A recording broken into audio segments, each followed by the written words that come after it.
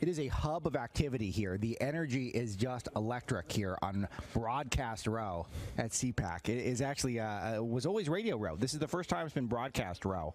We're going to stream this live. I think we're currently live on some of our various Breitbart platforms, and we'll capture this video and we'll put it out on the front page as well, hopefully. But good morning, one and all. We are live from CPAC, and it should be fun. It's always good to reset where the state of play in the conservative movement. Would love to take some calls, by the way. Tons of news that we'll get to momentarily, but always our annual pilgrimage to the Gaylord Hotel. That is not a joke. It's actually where it is every year. Gaylord Hotel, National Harbor, Maryland. And there has been some legendary CPAC moments for Breitbart News, with Andrew Breitbart stalking the stage, looking for John Podesta and other Soros-funded freaks. Him screaming, "Stop raping the people." We played that audio, I don't know, a couple hundred times. And then also some legendary moments like the time that we broadcast going through security.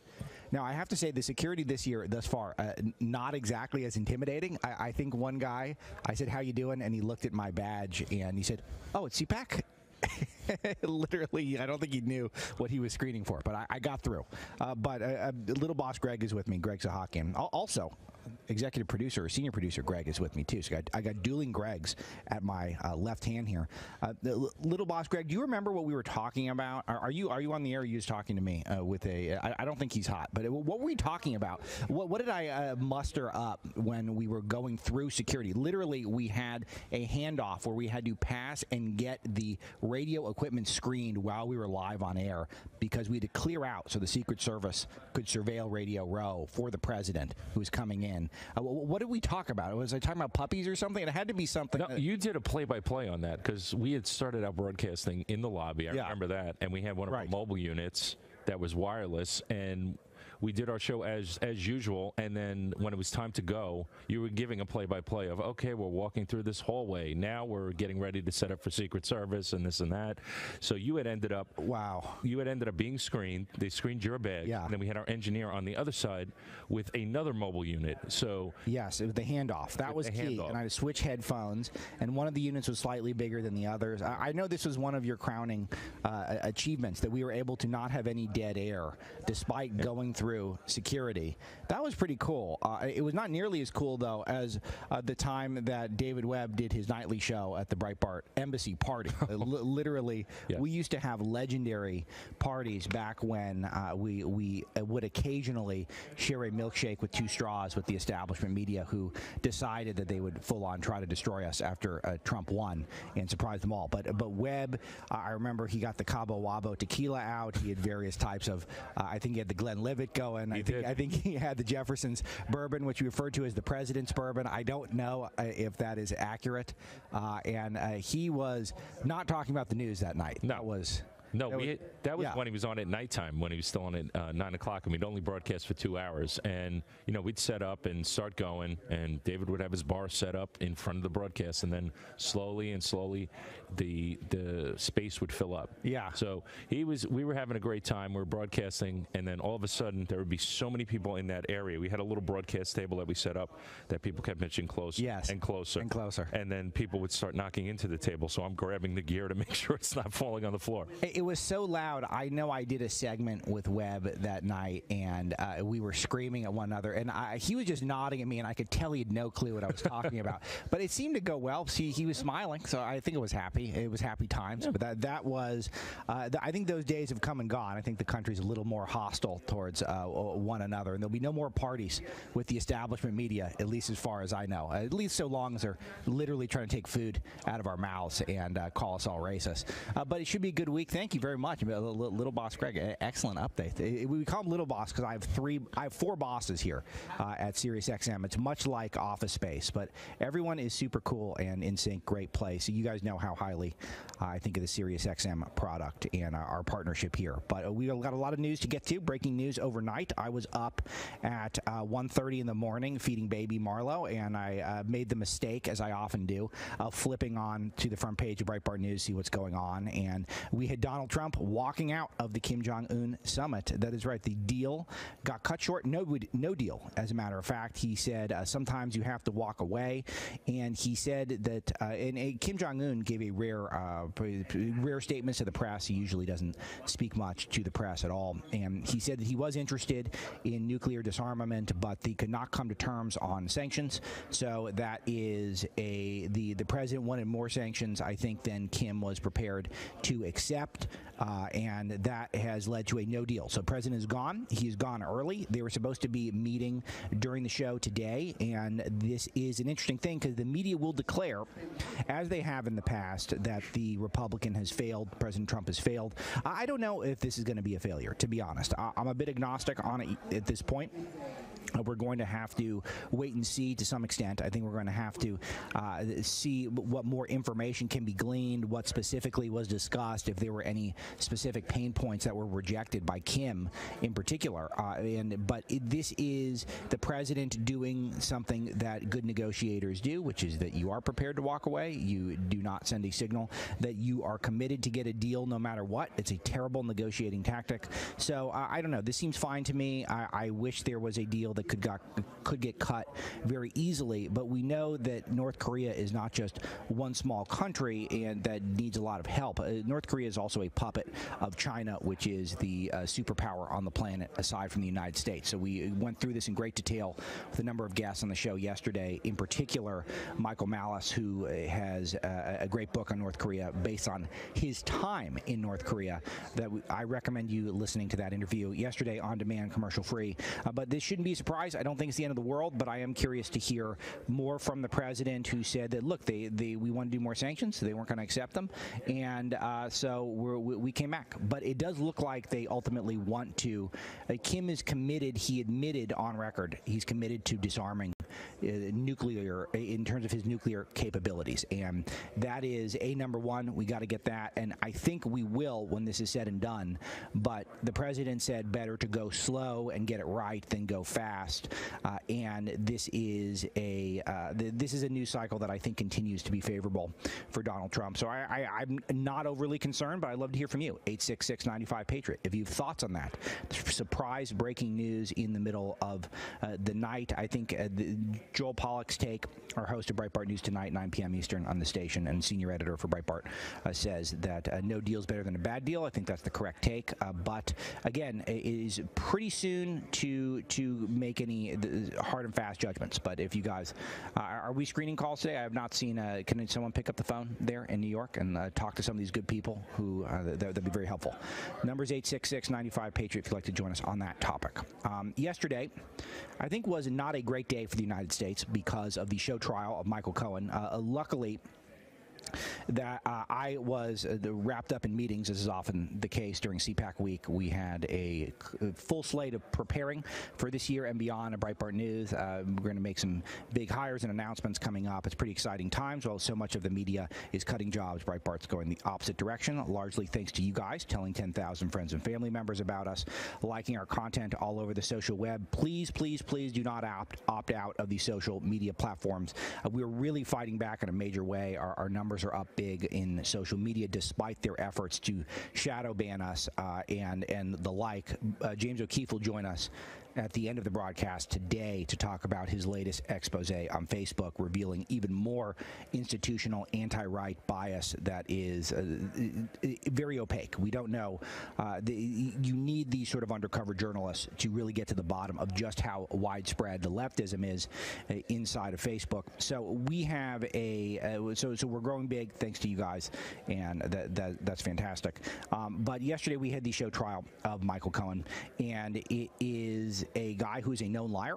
He's been disbarred. He is a tax evader. He ratted out on his boss, Donald Trump, and he is entirely not credible, and yet he's being touted as an expert witness on what? What is the point of this? The point is that did the president use money improperly to pay off a woman who was threatening to go public with an affair? That is where we are at 2 years after we started down a road towards Russia collusion. Russia collusion. The president and Vladimir Putin rigging an election in order to become Putin's puppet. The President of the United States would have been Vladimir Putin's puppet. That is where this started, and now we are at whether or not the liar Michael Cohen can somehow be a credible witness against the president about whether or not he improperly paid off strippers or porn stars, whatever it was, who he had a one-night stand with or an affair with. This is so far beyond what is relevant to the American public, particularly while the man is at the exact moment this show trial is going on, is trying to negotiate the disarmament of the North Korean peninsula. And the hearing went off the rails almost instantly. Let's play a clip or two. How about we start from the top? 1A, Mr. Paul, go ahead. Could we play 1A, or are we not? I'm not hearing it. That's a problem for me. Okay, here we go.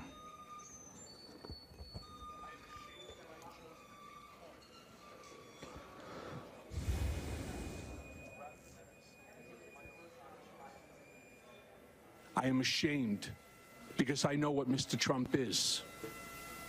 He is a racist, he is a con man, and he is a cheat. Yeah, this is his close-up moment, I think was the way Drudge put it, and I think that's correct. This is him angling for book deals and movie deals. He was grilled on whether or not that was the point of this, and he would not deny it. Calling Trump a racist, what evidence does he provide? He does not provide any. Trump being a con man, he provides evidence of the president using fixers, which is Michael Cohen himself, to pay off women who were threatening to go public with affairs. Okay, now I'm hearing myself again. So if we could straighten this out, that would be very helpful. Is this something that is uncommon for powerful men who maybe are not always faithful to their wives? I honestly wish all powerful men were faithful to their wives. It's just not the case. And I'm someone who is, I've been with one woman since I was in high school, so I'm not one who can relate to guys who go with porn stars and need to pay them off eventually.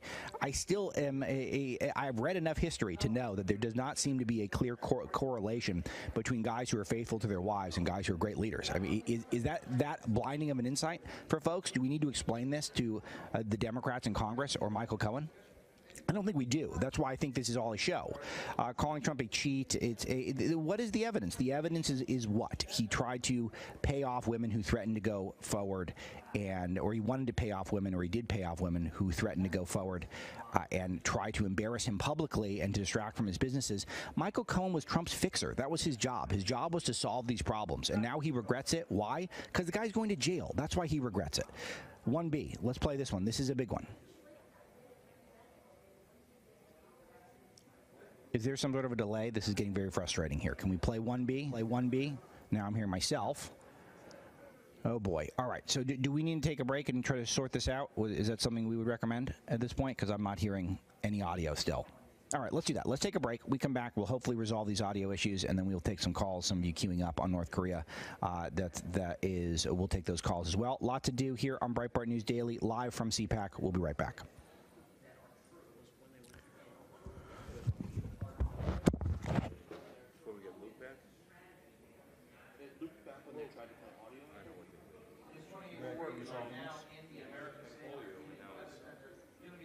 Hey, what's going on?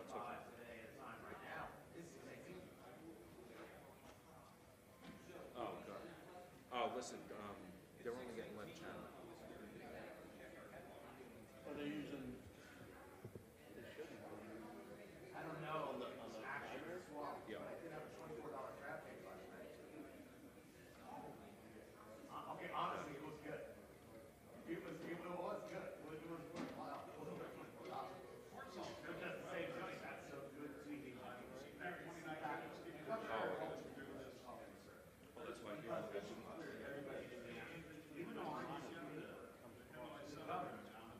No, it's fine. It's fine. It's fine. It's fine. No clips. No clips, sir. Got it. All right, so listen, the ISDN, they're fixing right now. Okay. We'll get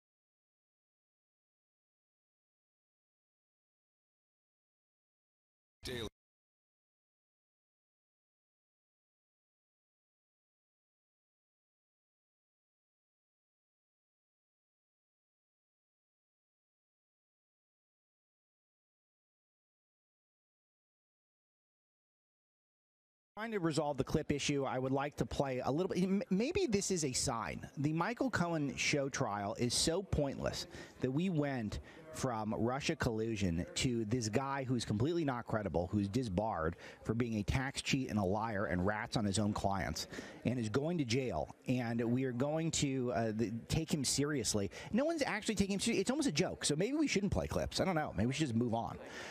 Let's talk to, we got some folks calling in on the breaking news overnight that the president is now leaving the Vietnam summit early without a deal in North Korea. Let's go to Robert in Texas. You're first this morning. Robert, your thoughts on this?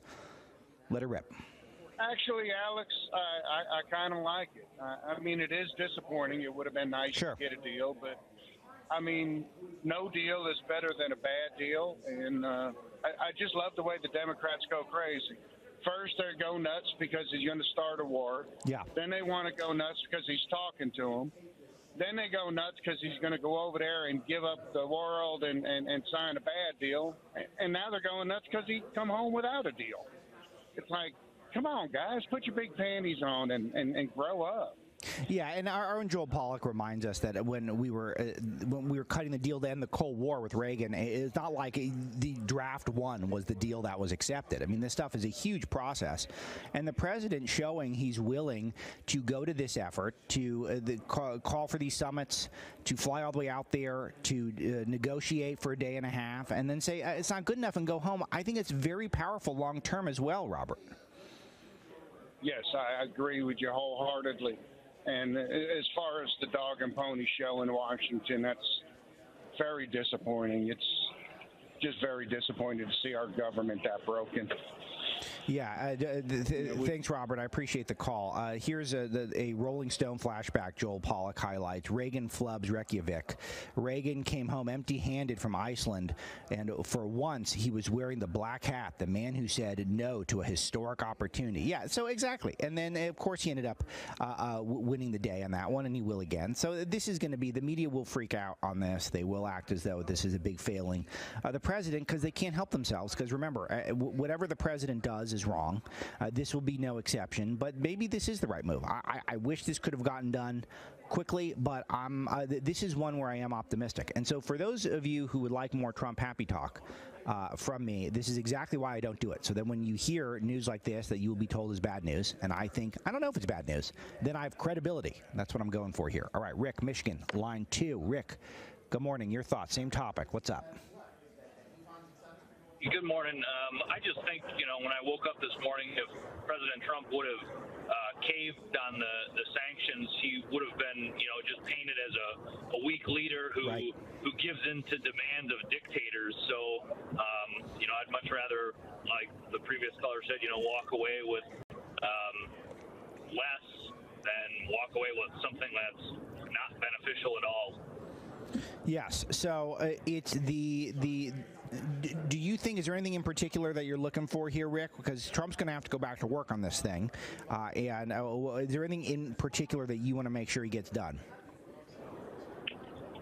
I think probably the best way to do it would be to, I'm not 100% certain on how many nuclear sites North Korea has, but as the sites go down, I feel the sanctions should go down. So I think that an agreement like that builds mutual trust between both nations when both people are giving up something that they want. Yep, that's it. I'm of the same mind. Thanks, Rick. 866-95-PATRIOT. Here's the quote from the president. He said the walkout was friendly. It was about the sanctions. Basically, they wanted the sanctions lifted in their entirety, and we couldn't do that. Yeah, makes sense. Why? Sounds perfectly reasonable. Could not come to terms this time around, but it is clear, and Kim said so himself, he is interested in denuclearizing. So I think that is still something that is available as an option, but it's going to be some more work. Billy, Texas, line 3. Good morning. Welcome, Billy. Good morning. I think it's just a clear sign of strong leadership. He got him on record to say he's committed to denuclearization. But this being his second meeting, this is Trump's legacy. More than the economy, more than anything else. First president to have any kind of dialogue whatsoever with North Korean leadership. This will go down in history as his biggest achievement, biggest accomplishment. to do something that no one else has even been willing to do because, they're just crazy. They're so out there. And then on the flip side about Cohen, we're just going to see more BS for the next 2 years leading up to the election. They're doing everything they can to spoil the whole 4 years of his term and to make it as dirty as they can going into 2020. That's all I got to say. Thank you. A great show. Thanks, Billy. Yeah, I think that's right. I think this is definitely one of the top already. It's already because you're not seeing the rockets lobbed over Japan like they were before. So you're already seeing.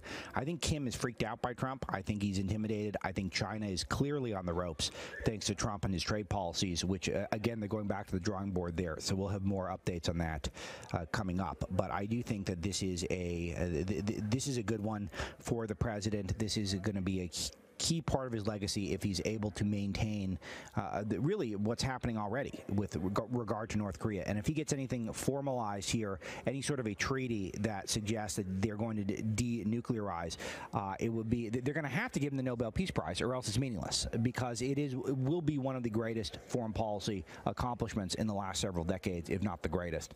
And he deserves a ton of credit. He really does. Marcus, Alabama, line 4. What's up, Marcus? Good morning.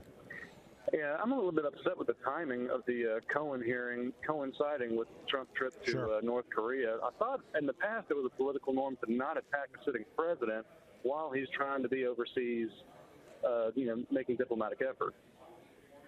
Yeah, I think that this is a great point, and it's one that the president feels the exact same way. He was tweeting to this effect as well, that the president is literally trying to accomplish something that would make the world an infinitely safer place, a denuclearized North Korea. And in the meantime, they're talking about they're having his lying, disbarred fixer testify in a show trial in front of Congress to accomplish what?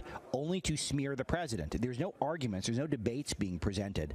There's no cases to be made that are suggesting Russian collusion happened or anything that's even impeachable would happen. Why are they doing this, Marcus? They're doing this to smear the president of the United States. That's what this is all about, while he's overseas trying to do the work that a president is supposed to be doing. Exactly. And, for any sitting president, even for Obama, I mean, as an American, I support hoping that whatever he's doing overseas is going to be helping America ultimately. You don't want to be doing something to undermine any of the efforts while they're overseas. And the Democrats doing this to Trump is just the Lanny Davis circus yesterday was just disgusting. Yeah, that's exactly right. Thanks, Marcus. Appreciate it. The president tweeted, Michael Cohen was one of many lawyers who represented me, unfortunately. He had other clients also. He was just disbarred by the state Supreme Court for lying and fraud. He did bad things unrelated to Trump. He is lying in order to reduce his prison time using Crooked's lawyer, Crooked with a capital C, because Lanny Davis, who is representing. I got a few people were commenting to me about how they didn't like Lanny Davis's body language during the show trial yesterday. They thought that Crooked Hillary's lawyer, Lanny Davis, teaming up with Michael Cohen. I mean, what a dirtbag Michael Cohen is. It's like, I'm not a big name caller, but what a dirtbag. And they're holding this guy up. This is the guy who's finally going to take down the Trump after all these years. This guy, he's a clown. He's a total clown. Mike, Florida, line 5. Good morning. What's up? Sorry, you today. Very good. The Democrats, all they want to do is cry, and they want to give President Trump zero credit for anything.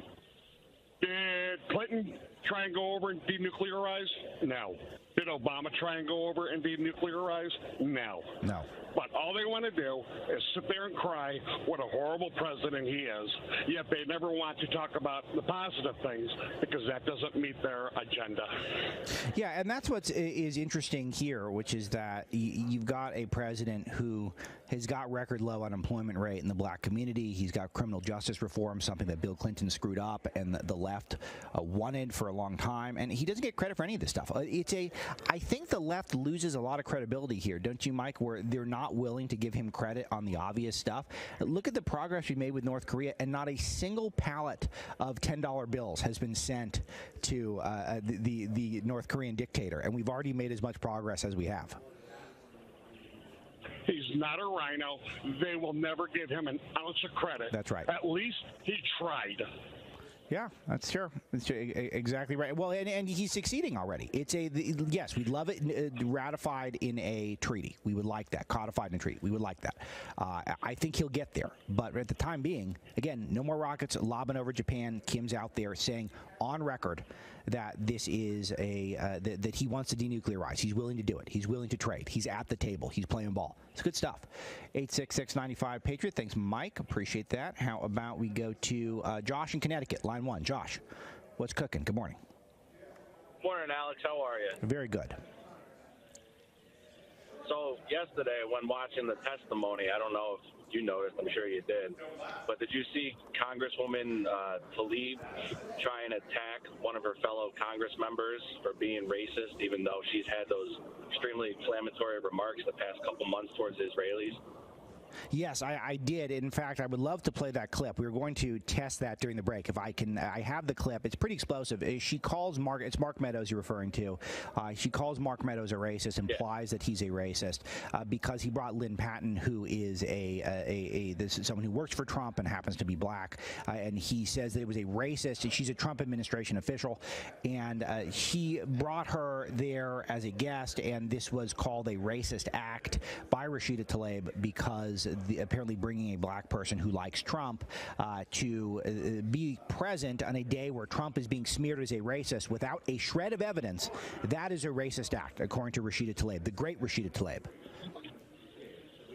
Yeah, it's amazing how they try and do stuff like this and get away with it, but God forbid a Republican do something like that, you know? Yes, and if we do not get the clips back and rolling, we will. I do recommend those are all for you on the front page at Breitbart.com. Good point, Josh. 866-95-PATRIOT. Why don't we go to, how about Jason, North Carolina? You're next. Jason, good morning. Hey, good morning. You know, can you imagine the media meltdown if Trump went to Korea, gave him $150 billion, told him he's going to send some inspectors over there, but only with 30 days notice? I mean, they would say he's the worst president in the world. Right. But, you know, where were they with Obama doing these terrible deals? I mean, the guy walked away from the deal. That's what you do when you make deals. Yes. It wasn't good. It's not what we wanted. And I flip back and forth. I drive a truck, so I flip back and forth. Sometimes I go to the progressive stations, and they are framing this to be, you know, another failure by Trump. And it just amazes me how awful these people are.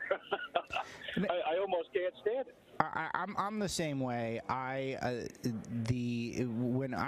I'm renegotiating my contract with SiriusXM, I always make intentionally unreasonable demands just for leverage. I always say that I want a box full of puppies delivered to my doorstep for every show, and I want to be able to roll in the puppies during the break because it refreshes me. And they always say, we're not going to do that. We're not going to provide puppies for you every day. And then I say, I'm walking out. And this provides incredible leverage, and I eventually trade the puppies for cash, and it works perfect. It works every single time, and that is just the art of the deal there, Jason. Exactly. I mean, can you imagine if you were to buy a car the way Obama made deals? My God. Oh, I know.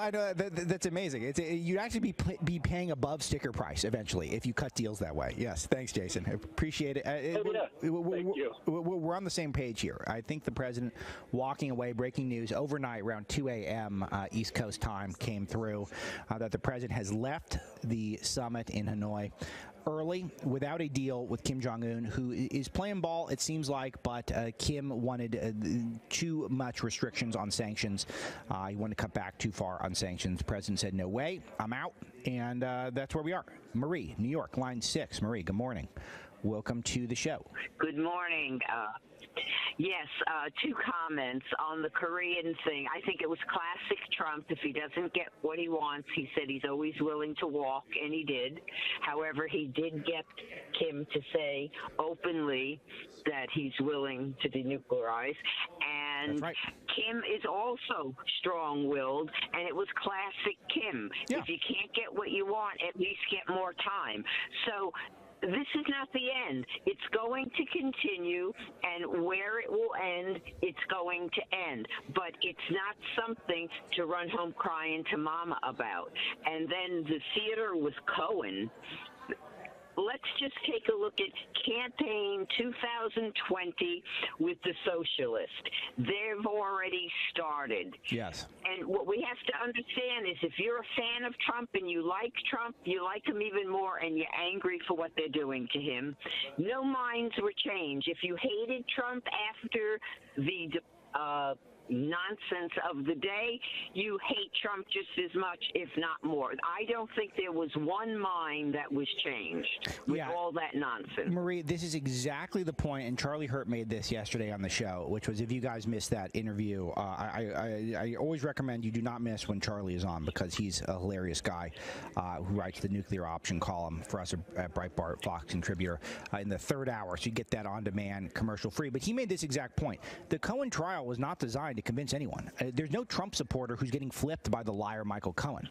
There's no, and there's probably no person who believes in all of these conspiracy theories that are against Trump that are probably going to be flipped by the great job that Jim Jordan did and others yesterday. They're not going to be convinced by that either. Right. This is merely about furthering and entrenching the divide, solidifying the divide on this issue within the country. That was the goal of the Democrats while the president trying to keep us safe overseas.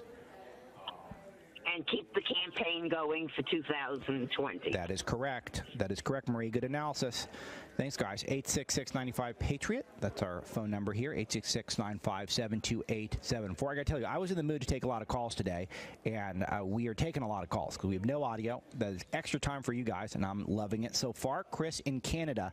Chris, I'm going to start. Normally, I let you come in first. Talk to me about Justin Trudeau. There's some major scandals going on in Canada right now that I would, if I had more time, I'd spend more time on it. What's going on up there? My God, my mind was blown yesterday.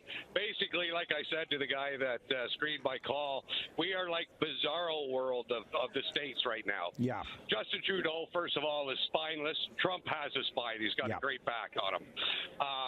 So the Attorney General, you might want to touch on Saturday Massacre with your listeners. You know what that is, yes? Well, why don't you sum it up? It's we got a national audience here, Chris.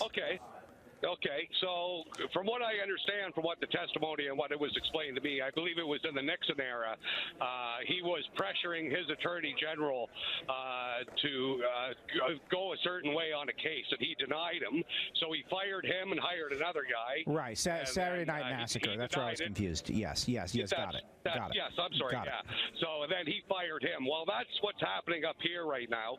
Trudeau tried to pressure the attorney general to do a deferred prosecution agreement on a multi-billion multinational construction company that was under investigation for corruption, and she denied it, and she said, no, we're going along, I've made up my mind, we're going to continue with the case. Well, he pressured her and pressured her and pressured her, and then finally he fired her and demoted her to Minister of Veteran Affairs, and then she ended up resigning from cabinet completely. So she was allowed to testify yesterday, and from the moment she opened her mouth, the hammer dropped. Trudeau is going down. His whole prime minister office is going down. Wow. If you guys want to see liberals and or Democrats, the like of on your side, get theirs coming to them. He got his, and they got theirs yesterday. It was the most exciting thing in politics I've seen in my lifetime, and I love what's going on with the states. I watch it. I listen to it every day. But what's going on up here right now, excuse the pun, but it trumps it. So let's get this straight here, Chris, because so the justice minister in Canada is the one who's wrapped up in the scandal. But does it go all the way up to Trudeau himself? Was he aware of what was going on? Oh yes, he verbally pressured her, and his right-hand man, Butts, his name is Gerald Butts, he pressured her all the way down his office, pressured her and pressured her and pressured her and her office to change the decision, saying things like it's an election year, we have to do this, we're going to lose all kinds, like if that company goes, we're going to lose all kinds of jobs and everything else. You have to change your mind. Yeah, she's like, no, I'm not changing my mind. I've made up my mind. Please stop pressuring me, she said to them. And they continue to do it. He's going down. He might, no word of a lie, that's obstruction of justice. He should be put in jail for that. That's a criminal offense. Him and all the people that are in his office committed a criminal offense by obstructing justice. Wow, It's huge. It's huge, yeah. So explain to me, so introduce us to this character. Am I pronouncing it correct? Jagmeet Singh? He's the new Democratic Party leader. He's the one who's really leading the charge against Trudeau here. Who is this man? I am not familiar with him. Oh well, I would say actually he's really not a big figure in this at all. He's the leader. Well, he's saying he's going to get Justin Trudeau ousted. That's a pretty big deal. Yeah, he might have been the first one to come out and say it, but the Conservatives are much stronger when it comes to that. And to be honest, none of them are even going to matter because the evidence. And here's another thing. Okay. He prides himself on his feminism. He prides himself on his native relations. Okay. Now the lady in question, her name is Jody Wilson-Raybould. Okay. She's a fantastic, strong woman. Like her speech. First of all, she was a prosecutor, so as she knows the law. So she's the top lawyer in the country, right? And so she spoke so eloquently, so convincing. It was unbelievable. Like there was not a moment of doubt in any of her testimony. And she's a native as well. So here's the two things that he prides himself. And what does he do? She doesn't do what he wants, so he fired her. Wow. Unbelievable. It's remarkable. Oh, wow. My mind was absolutely blown last night. Wow. Blown. I was laughing. I was crying. It was phenomenal. Absolutely phenomenal. And I suggest everybody down there have a look at it because this is what happens when that side gets in. They think they can do whatever they want, say whatever they want. He's the first guy. I don't know if you remember. He said, "Oh, people kind. We don't like to say mankind. Yeah. We People say kind, people right? Kind." Yeah. He's that type.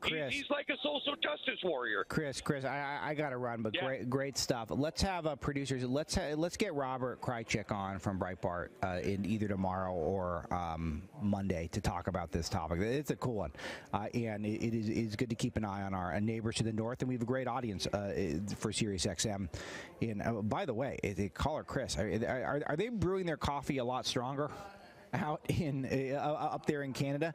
Producer Paul theorizes it is the Tim Hortons, which is I think the famous coffee and donut shop there. Boy, that was a caller Chris, high energy, my goodness. Alex, Virginia, line 6. Good morning, Alex. What's going on? Good morning. This is weird that I'm actually on talking to you. That's pretty cool. It is weird. It is weird for both of us, Alex, particularly me. Anyway, I think there's a little tie-in with Trump leaving Korea and the bigger picture of his upcoming meeting with President of China, and setting that Mar-a-Lago up for a little bit more successful event. Alex, it's such a good point that I wish I had made this myself. This is clearly about China. This is not just about North Korea. He's got the North Koreans right where he wants them. He's at a tougher negotiation with China. North Korea is a puppet of China, and this is for sure a factor. It is maybe not the whole factor. Maybe the sanctions, I'm sure, are of course a huge part of it. I think I'm not accusing the president of being dishonest here, but this is such a great point. The president is sending a signal to China, who he is in a massive trade negotiation with right now, which is probably even more complex than this nuclear negotiation. Not to say the stakes are high in both regards. I'm not saying the stakes are higher in one and not the other, but it's a very complicated negotiation on trade with China, and this is sending a signal. This guy means business. He's powerful. He's strong. He's not going to take a bad deal. I think it's very powerful. Yeah, and the last point that I'd make is I think if Mar-a-Lago doesn't go as expected, that the tariffs will go up, and then you're going to start seeing things change. Okay, Alex, for the better. Good stuff, good comment, and not weird at all. Okay, so we're going to take a break here at the bustling CPAC broadcast row here, and we are going to either have clips when we return for you, or we are going to catch up on what is to come at CPAC this week with Amanda House, our Breitbart News Sunday host and deputy political editor. So it'll be one or the other when we come back on Breitbart News.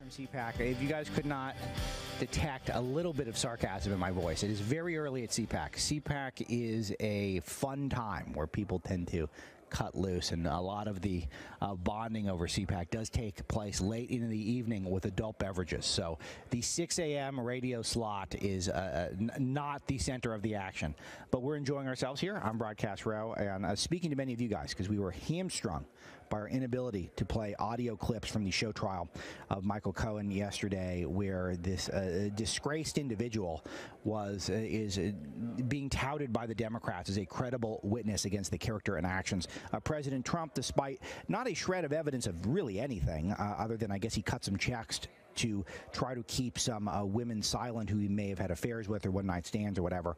It's just all stuff that in the post-Bill Clinton era and the post-Me Too era. And when we got to this, it's all a sham. Remember, this is all about a fake hoax about Russian collusion. This is all based off of a hoax where we got this, how we got to this point, and there's still no evidence. All right, here is the most explosive clip of the day. This is Rashida Tlaib calling Mark Meadows basically a racist. I'm not sure which one it is on my cut sheet there, Mr. Paul, so just let her rip. Just to make a note, Mr. Chairman, just because someone has a person of color, a black person working for them, does not mean they aren't racist. And it is insensitive that some would even say it's the fact that someone would actually use a prop, a black woman, in this chamber, in this committee, is alone racist in itself. Wow. Donald Trump is setting Mr. a precedent. Chairman, I ask that her words Donald be Trump taken is setting down. a precedent. I reclaim my time. Mr. Donald Chairman, Trump is setting a precedent Mr. that Chairman, the highest office can be attained. Mr. Chairman, the rules legal are clear. activity.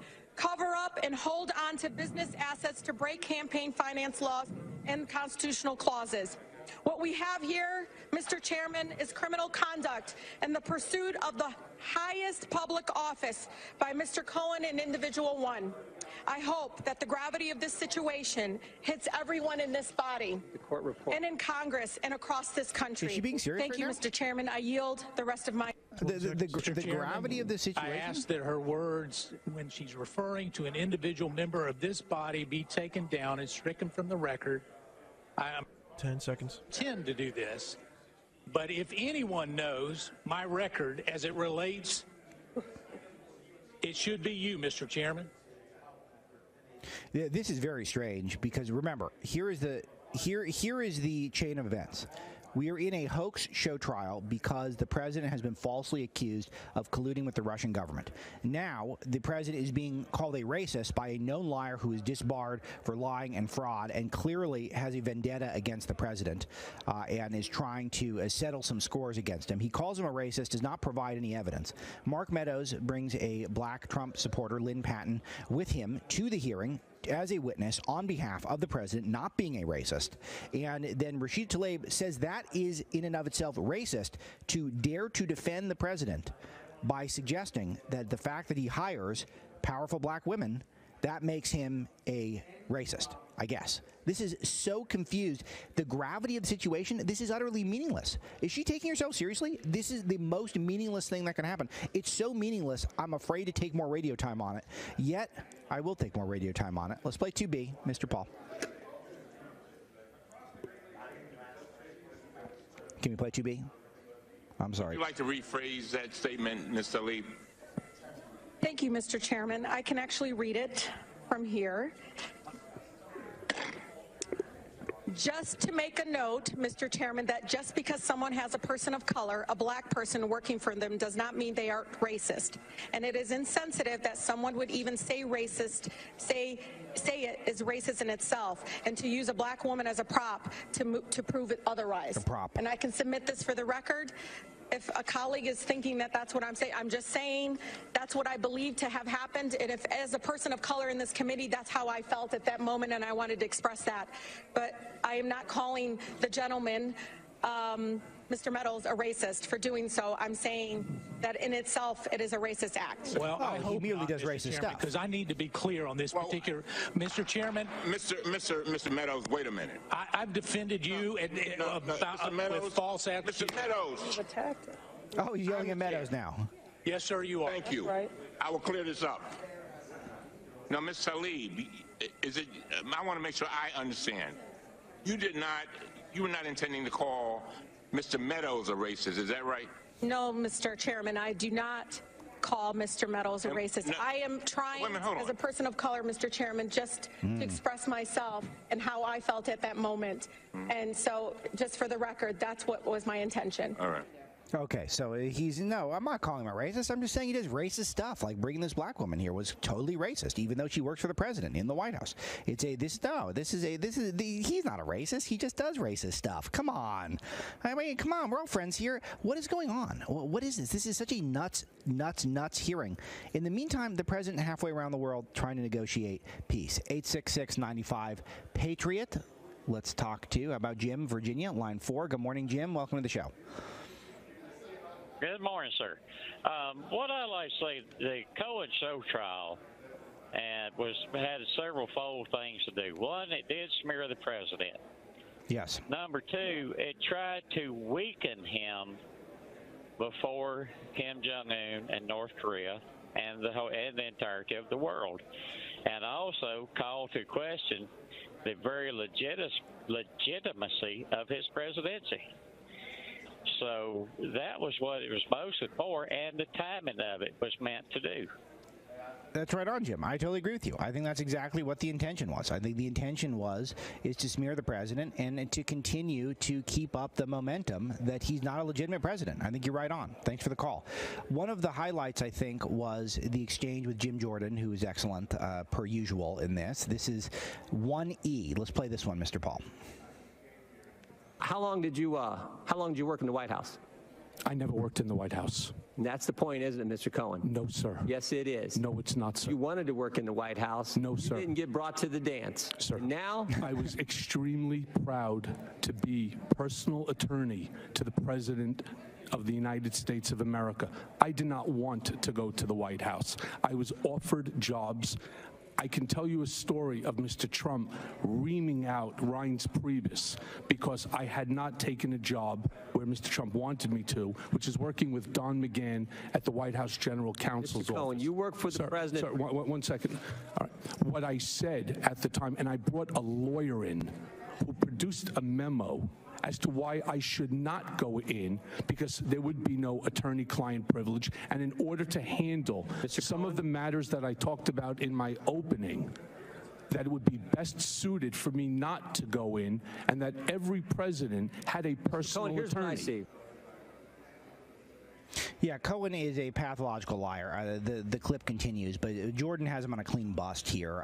The many folks in Trump world tweeted out yesterday that there are probably north of a dozen people who would testify under oath that Michael Cohen did seek a White House job, was denied it, and thus is bitter about it. Even CNN's own reporting, multiple CNN reporters actually corroborated that as well. So Jim Jordan's got him in a clean bust, proving the liar lies again, and yet we were supposed to take bunches and bunches of time on this and away from the serious news of the day. Well, I don't know. I guess that we have a scholarly attempt to analyze our times by playing this stuff, but it is utterly and ridiculously meaningless.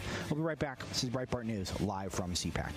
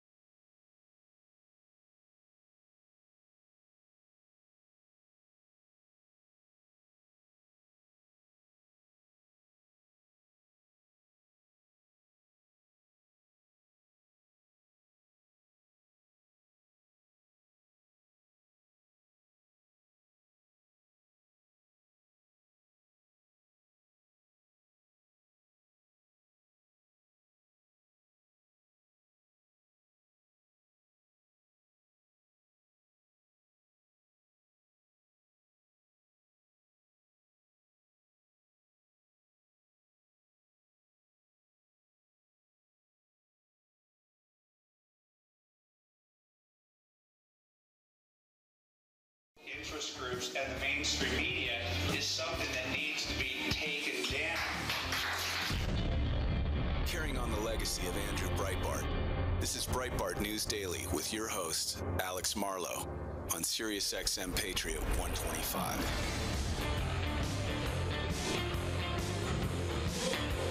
Welcome back to Breitbart News Daily live from CPAC 2019, National Harbor, Maryland. I'm Alexander Marlow, editor-in-chief of Breitbart.com.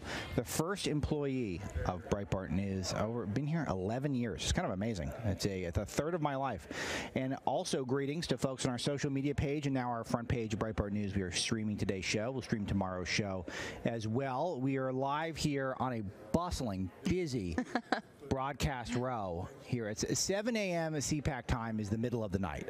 You have to. A lot of the interesting stuff happens late into the night, but we were up and at 'em early with our SiriusXM staff, Matt Purdy, our videographer, and the one and only Amanda House, host of Breitbart News Sunday, deputy political editor. Good morning, Amanda. Thanks for dropping by. What's cooking? Nothing much. We're getting ready, gearing up for a full day's worth of coverage. Today, I mean, CPAC really does technically start on Wednesday night with some boot camp training and activism. But Thursday's the big day. We have a full slate. That's where the main stage gets going.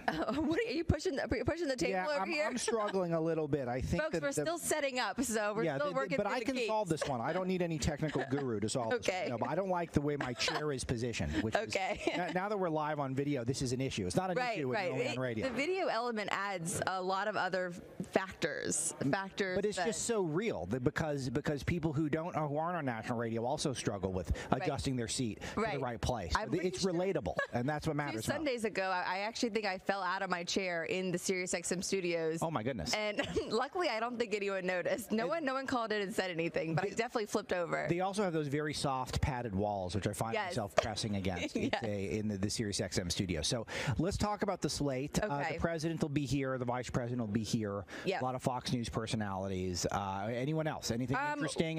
So we've got Dr. Sebastian Gorka, who I think is going to be joining your show later on today. He's speaking today on the main stage.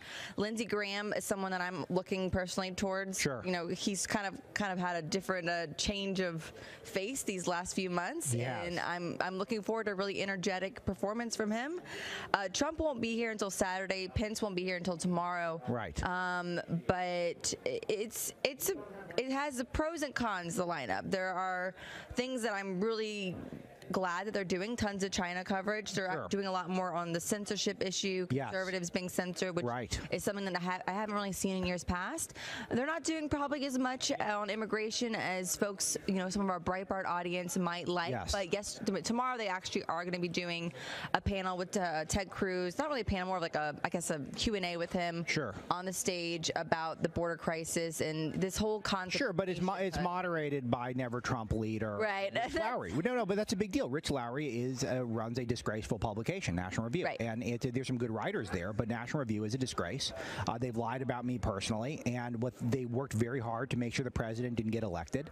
And their editor, who is terrible at his job objectively, is the guy who's moderating the one immigration panel. That's not good. Right. Yeah. That was the caveat that I was going to add. I don't really know what his credentials are for this, but for some reason, unbeknownst to us, he will be moderating this Ted Cruz nationhood question border crisis event. Well, Ted Cruz is pretty good on this stuff, so I'm sure Ted Cruz will carry it, and that's fine. And I'm sure that Rich can do a good job moderating. I don't doubt that. I don't. The qualifications or the why. I'm sure he can. I'm sure the how is fine. I'm sure he'll do an okay job. It's the issues why. I don't get the why. That's what I'm confused by. Yeah. But other than that, the slate looks pretty good. Lots of China. I dig that. Lots of. Let's talk about the censorship issue.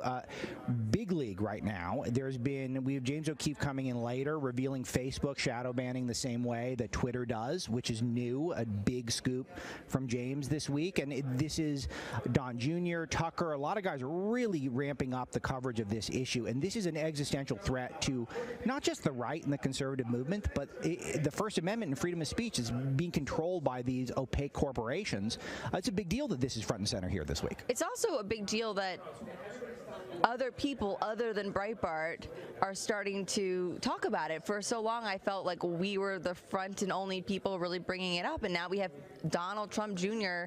retweeting it all the time, and James O'Keefe, he's been on board for quite some time as well. But it's just nice to finally see it front and center and being brought to light with such importance that it deserves. Whereas in years past, I feel like even people on the right considered it not to be actually taking place. But now we have concrete evidence that, yes, these people actually are working actively to silence us. So yes, and it goes beyond that, is that a lot of them are going to be, if not already, on the payrolls of some of these tech giants. Right. We know that Google was funding parts of National Review, the aforementioned National Review, and it kind of adds up because there were folks at National Review who were very vocal about how, and I'm not saying it's a direct one-to-one pay-for-play, but there are folks who are so pure about their capitalism that they would allow for these abusive businesses to target people based off of their political viewpoint, the way Google does, the way YouTube does, the way Facebook does. And you have folks on the right defending them, and then you look into a little deeper, and there's some cash changing hands in one direction to the next. And this is something that I think that without Breitbart and a handful of other places, no one would know about, but it's becoming mainstream, some of these values, which is very good. I hate that we're backtracking immigration, but some of the stuff, we're going in the right direction on China and on the tech giants. Another area where I do think we're headed in the right direction, which I was a little disappointed to see that there wasn't going to be too much coverage during the CPAC on, is the transgender issue. That is a narrative that I think is actually moving in the right direction. Unfortunately, I don't really see anything on the lineup this year that's really going to be addressing it. But given the news cycle, I wouldn't be surprised if some of the sort of more open-ended speeches that are slated maybe somebody might bring it up, just because it is I love this point. A big news item. I love this point. It is a shortcoming on the schedule, and the reason why I love this point is because this is low-hanging fruit for the right, where you've got like the state of Connecticut with their track championship with trans individuals, meaning two men, placing first and second in a women track race.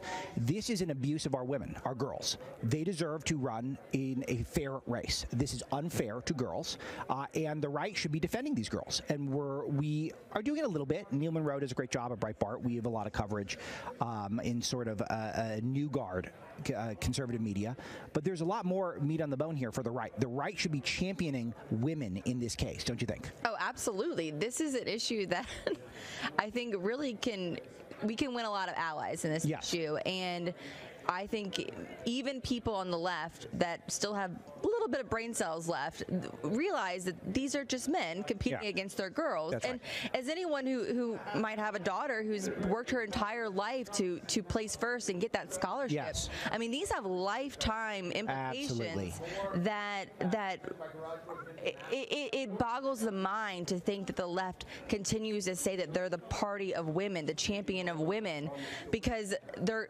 not. They're literally saying to the world that women are no longer even a thing. Yes. And any man can walk in and just pummel a woman and take first place. Women are no longer even a thing is exactly the right way to put it, because I always thought this was about going back to the same-sex marriage, the trying to redefine what marriage means.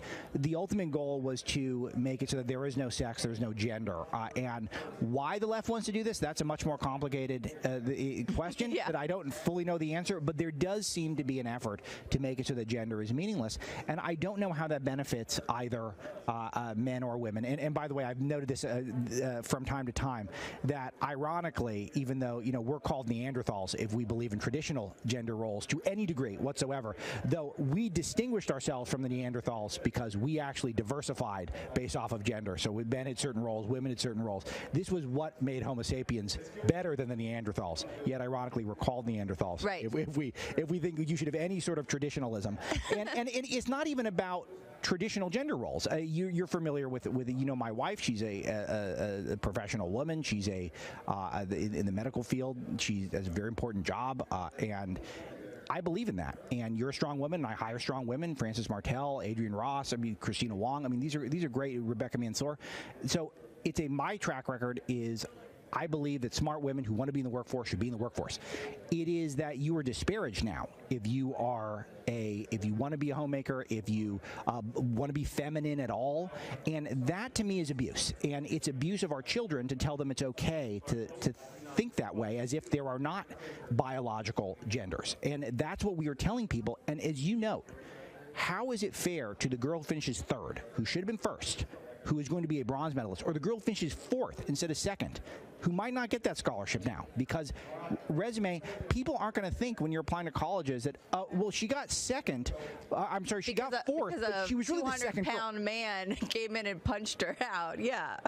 Yeah, and one thing that I'm encouraged by is we're starting to see more and more lesbian and gay activists step up and say, look, we've had enough. Y'all have bunched us in with these people, the T of the LGBT community, and we have nothing in common with these people. We are not confused about our body parts. We just have a different sexual preference. Yes. And they're starting to step up and saying, look, we can't endorse this craziness. So this is a narrative that I think is actually turning in the right direction. Yes. And I think sanity will prevail, but we just need to keep bringing it more and more to the forefront. And I think as more and more parents start to see their children, their daughters being disadvantaged, and not to mention the boys. Right. If a boy wins, that's not good.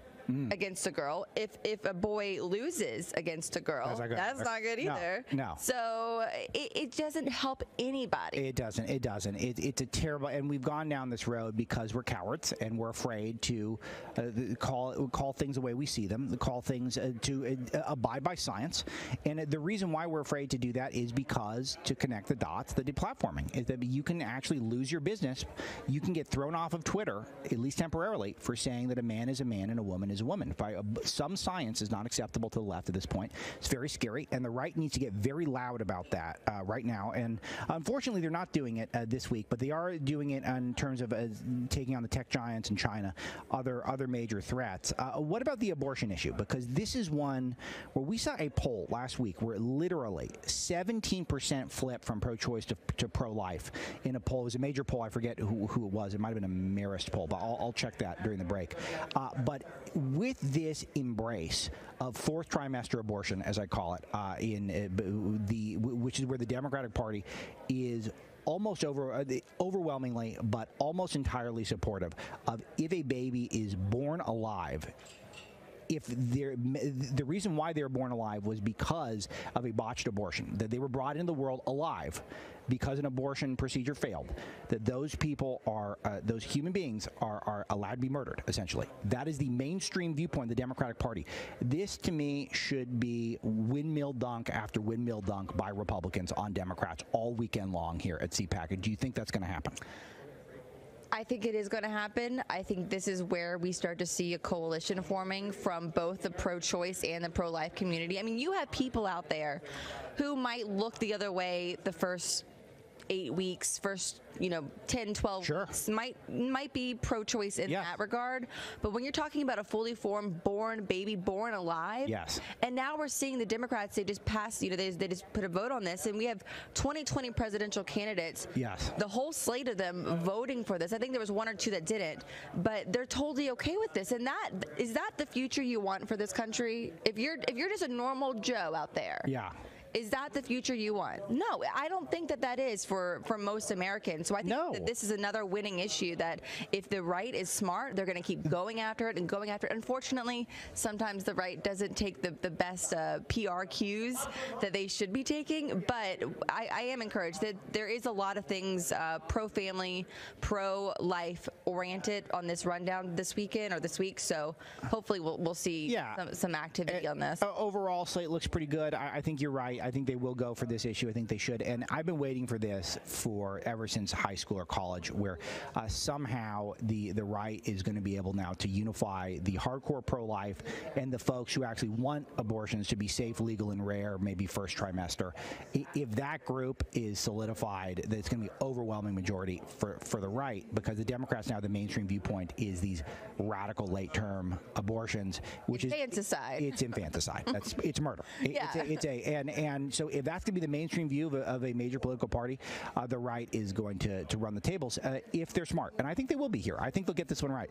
Amanda House, anything else on your mind looking forward to CPAC? I hope everyone tunes in tonight. We're going to be broadcasting our Washington political editor and host of Breitbart News Saturdays, Matt Boyle's panel that he's on. He's going to be talking about the death of journalism as we know it. So everyone, that'll be streaming on our Facebook, our YouTube, as well as our homepage. So hope everyone tunes in. Good, yes, and hello again to everyone tuning in on the various Breitbart platforms, broadcasting this on our Facebook and front page as well. Amanda House, thanks so much. Thank you. All right, we'll take a quick break. Marjorie Dannenfelser joins us. We'll pick up on this pro-life topic live from CPAC on Broadcast Row right after this.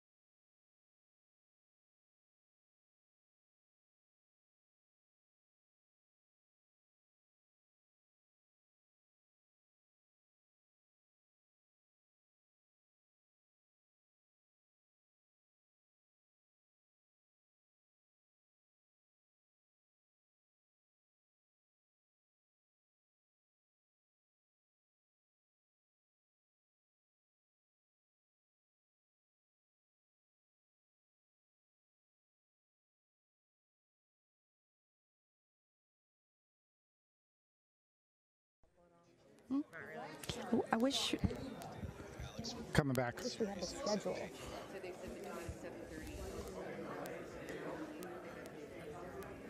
Good morning, America. We are live, Breitbart News Daily, Sirius XM 125, the Patriot channel, as well as Breitbart.com's various online media properties, our front page, Facebook, etc. Streaming live today from CPAC Broadcast Row, and CPAC just about to get underway, I think within the next hour or so. And with me is one of the speakers today, Marjorie Dannenfelser, president of Susan B. Anthony List. You're speaking today, Marjorie. As folks know, I'm a donor to your group from time to time. I wish I could donate more, but it's a great group. Talk to us about Susan B. Anthony List and what you're going to talk about today. Well, I was going to talk to you about your donation. Let's just move right into that. Yeah. How can we double it? How can we triple it? Yeah, we'll listen to it today. I'm in one of the kickoff speeches today. My part is on human dignity and the abortion issue in life.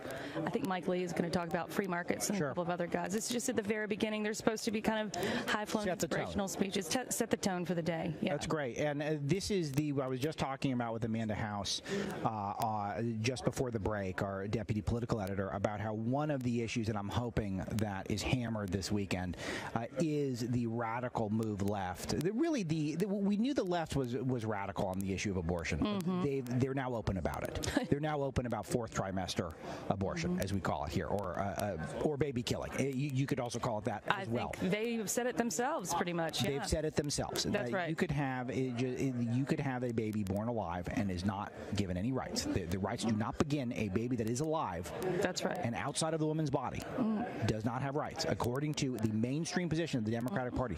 So how do folks like you, even though you've been a great crusader and warrior on this issue, how do you capitalize on this incredible moment? Oh, man. It's the gift of clarity that keeps on giving, and it will keep on giving throughout the 2020 campaign until the end, until that last debate, and even until Election Day. Certainly on the presidential level, where it matters the most, but also in Senate races throughout, state legislatures throughout. We're looking at in Virginia right now, all the legislators that signed on to Delegate Tran's bill, who was the author of the bill and who really confirmed what you said when she was being asked, so what does that mean? So if a child is in labor, does she still have a, quote, reproductive right? Yeah. She said yes, even when a woman is in labor. So what if it's born? And then Northam clarified, well, we would keep the baby comfortable. We'd all stand around and have a conversation with mom and dad. Have a conversation. So that is about whether or not to murder the baby. There's nothing else you could talk about. What else could you talk about? No, that's the only conversation, and that has led to a greater. You're talking about the weather? What is he talking about? This guy is a nut. He is absolutely insane. This guy, and I don't tend to get emotional on the show, but this is a very emotional topic. We're talking about murder, and the governor of Virginia, which last I checked was a purple state. This is not a state that is of far left hippies from San Francisco. This is Virginia, where the governor is talking about a conversation. Why is it a medical issue whether or not to grant rights to a human being who is alive outside of the woman's body? Well, on the baby's birthday, it is certainly not medically necessary to kill him. There's no question about that. And it is emotional. On one hand, it's devastating to see the callousness and the disregard, all of that. That's on one hand. On the other hand, it is a gift to at least know where they stand. And frankly, the way that we're eventually going to really prevail in the pro-life movement is that there's going to have to be a wedge driven, and it's driving right now in the middle of the Democratic Party, where eventually some, good-hearted people start to say, you know how we used to be able to vote our conscience on this issue, and then Obama came along and we couldn't do it anymore? Yes. Let's go back. Let's go back where we can at least vote to save the life of a baby born alive and not left to die. And I think that's why this is a gift. That's why it's a good thing. The truth, the truth sets us free. I agree with this, and this is the obsession with me on this show. Is it's not really a debate show. It's a clarity show. It's trying to. I think we've got the better arguments. I would like to accurately represent the left's positions and arguments, and because I think the right's arguments are almost 100% of the time better. And when they're not, I state it. I say we got a problem. I think our arguments are not as strong in this case. Absolutely, and I think President Trump is with you, Alex. You know that. Yeah. In the Oval Office, he's inviting people in that are exemplars of the truth. Who are we actually talking about when we're talking about this battle? And he brought in just a couple of weeks ago with us a young woman who is the primary lobbyist. She has Down syndrome against discriminatory abortion. She's a beautiful woman. Another beautiful woman who survived a saline abortion. She was sitting in saline as an unborn child for 5 days. Oh my goodness. And by the grace of God did not die, was saved. She's just perfectly beautiful, smart, has 2 kids. A whole host of people in the Oval Office, and the president is interacting with them in the way that you pray might happen. Yes. He's seeing the face of who he's helping save times 60, times a million a year.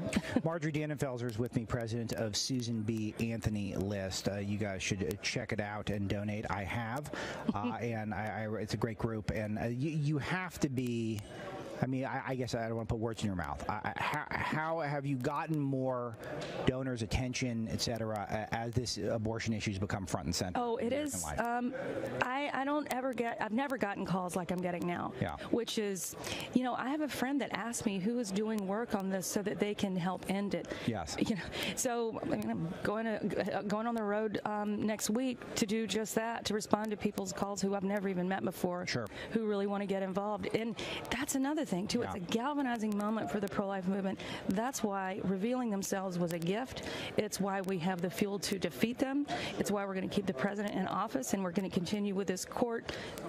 We can call it stacking in a good way. Sure. So that we can overturn Roe versus Wade and start to pass some laws that save their lives. That's right, and it is one, as I noted in the last segment, which is you now actually see unity amongst the people who actually believe the Democrats when they wanted abortion to be safe, legal, and rare in the early trimesters, and the more clear-cut pro-life folks like you and I are. It's there's actually a lot of folks in my life who are. I come from Los Angeles. I lived in the Bay Area. I live here in D.C., so I know a lot of pro-choice people, and to a number, they're all appalled by Governor Northam and the mainstreaming of abortions up until the very end of the pregnancy or even beyond.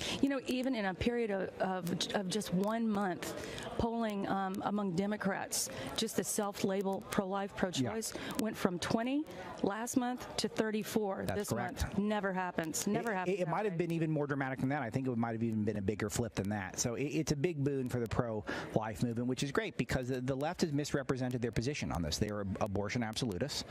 There's no nuance to their position. There's abortions at all times. And they're beholden to the industry that is the abortion industry. This is a story that's not told often enough. Lila Rose, James O'Keefe, others have done a good job on trying to tell this story. But this is an industry. Yes, what's happening. David Daleiden comes to mind as well. Folks are trying to tell the story that this is a business. And we have a guest on the show that talk about how the abortions are sold to people. Abortions are sold to Christians. There are people who are targeted by Planned Parenthood to try to get this industry, keep it afloat, and then that industry cuts huge checks to Democrats, and then the government funds them. It's a cycle that would be any cause would love to be involved in, love to be hand over fist involved in. They lobby the people who then they help elect to Congress and to public office. And then those people are passing legislation to make sure that they get more money. It's a crime circle. So Marjorie, tell us a little bit about your evolution into becoming one of the most prolific pro-life activists. Hey, I like that, prolific pro-life. I was very pro-choice in college. I was at Duke, and I was a college Republican chairman there. Thought I knew everything. And then really great people like you, people who really knew what abortion actually literally was. Yeah. And came to work in D.C. at Heritage Foundation. People there too. Just wouldn't let me off the hook.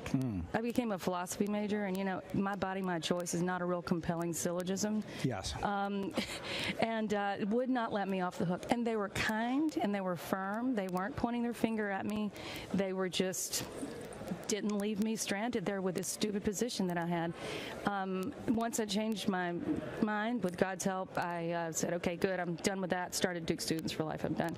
Well, it just kept going that it was really obvious to me that there was not a strong political arm in the pro-life movement. There just wasn't. Like the NRA. If we have it for guns, the babies deserve it too. So after working in the Congress, I started doing it from home, and it was a market success because frankly, people saw it. If I saw it, they saw it too, and we've grown over time. Give us something that people who, in this audience, is the Breitbart audience, it's going to be overwhelmingly pro-life people who are sympathetic. Give us something that still you think is underreported or is a surprise, something that you might have some insight in because you do live and breathe this every day. Yeah, I think it's that there's a lot of discouragement about the state of the Congress. I mean, certainly I don't mean about losing the House. What I mean is, do these guys really mean it? Are they really behind us? Yes. I'm telling you, yes. I mean, wow. It is a beautiful thing to see the classes of 2014 and 2015 2016 in the U.S. Senate have made them the strongest Senate that has ever been in terms of the pro-life issue. There are Bible studies that they don't ever talk about because they, it's a private thing, but are overflowing. They didn't have enough Bibles to hand out everybody. They had to go buy new Bibles to bring in for their studies. They are a group of men and women who really want to end this. So, the fact that we don't have enough votes to overcome a filibuster is not their fault. Yeah. And I'm inspired by them all the time. So if people want to get involved, what should they do? They should go online, look up Susan B. Anthony list, and join. It's very easy, and you'll be engaged in all the top, most important legislative battles across the country, and the next presidential race, which will be epic. Yeah, I think this abortion issue is going to be huge in 2020. I think it's going to be huge this weekend. I think it'll be one of the top issues. As you're going to see I think a big mainstreaming of this topic. This was a topic that people were afraid to touch. I don't think they're going to be afraid anymore. I agree, and I think at CPAC it has grown and grown and is much stronger than when I was in college. It's a muscular issue. It is, and it is one that's also rooted in science, which I love. That's right. It is. The more the science, the more we learn from science, the more the pro-life case becomes easier to make. That's what convinced me. Really? Yeah. I mean, that was the first thing. Frankly, can you, if you're asked, and nobody will let you off the hook about what is that? Yeah. What is it? Yeah. Well, it's what's happening in that act. Right. I was always compelled. Did you ask the mother how is the baby, or do you ask her how is the fetus? And if it really depends upon your own personal perspective, then there's an objective problem. Yes. It doesn't stand up in any debate that if I think that I have two left arms, I do. Yes. There's a lot of gray area, so let's execute. Right. Baby / fetus. Yeah. And Reagan had this thought too, and I in college is kind of one of the first things that say I'm not really sure. Say there is a little bit of gray area, and I'm really not sure. Would I go into a dark room and spray bullets everywhere if I wasn't 100% sure that there's nobody in the room? No, you wouldn't. No, you would are on the side of life and put the gun down, make sure nobody's there. Yes, and as I've noted time and again on the show, we were lucky enough to have a baby last year, and he just the ultrasound, and he just instantly the second you go in and you're hearing a heartbeat. I mean, it is overwhelming. It is overwhelming. The science is so helpful to our cause, and yet we're called the people who are the science deniers. Have you heard about on Times Square on May 4th, there's going to be a big Focus on the Family is going to put up a 4D live sonogram in the middle of Times Square, May 4th. I'll be there. Hopefully you'll be there too. Genius, yeah. We'll cover it for genius? sure. For sure. We'll cover it. Marjorie Dannenfelser, thank you so much. God bless. Thanks. Good luck today. Thank you. She'll be speaking live from the floor of CPAC. Get things started. Just over an hour. We'll be streaming it at Breitbart as well. We'll stream some of the action throughout the day. Should be good, and I'm sure it'll be easy to get online as well if for whatever reason we don't have it up at Breitbart. Number's 866-95-PATRIOT. If you'd like to join us, we're going to pull up the call boards here, take a couple calls. Got the Cowboys for Trump leader coming up. We've got Dr. Sebastian Gorka, Charlie Kirk, James O'Keefe, all to come on this show from Broadcast Row. All right, so we're going to go back in time to the first hour. Let's talk to Jason in Michigan. Jason's calling in on the Michael Cohen show trial yesterday, this farce. What's going on, Jason? Hey, not a whole lot. Good morning. Thank you for having me on. You're welcome. I appreciate all you do and your show. So, yeah, thank you. No, just, a couple quick points,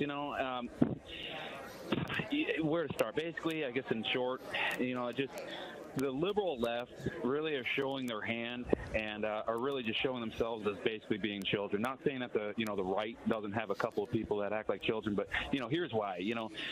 They basically put on this staged, tattletale session is like what I want to try to call it, just to try to discredit the president. I mean, it was just ridiculous what I was hearing on the radio yesterday because I'm a truck driver. I didn't see it, but I heard it.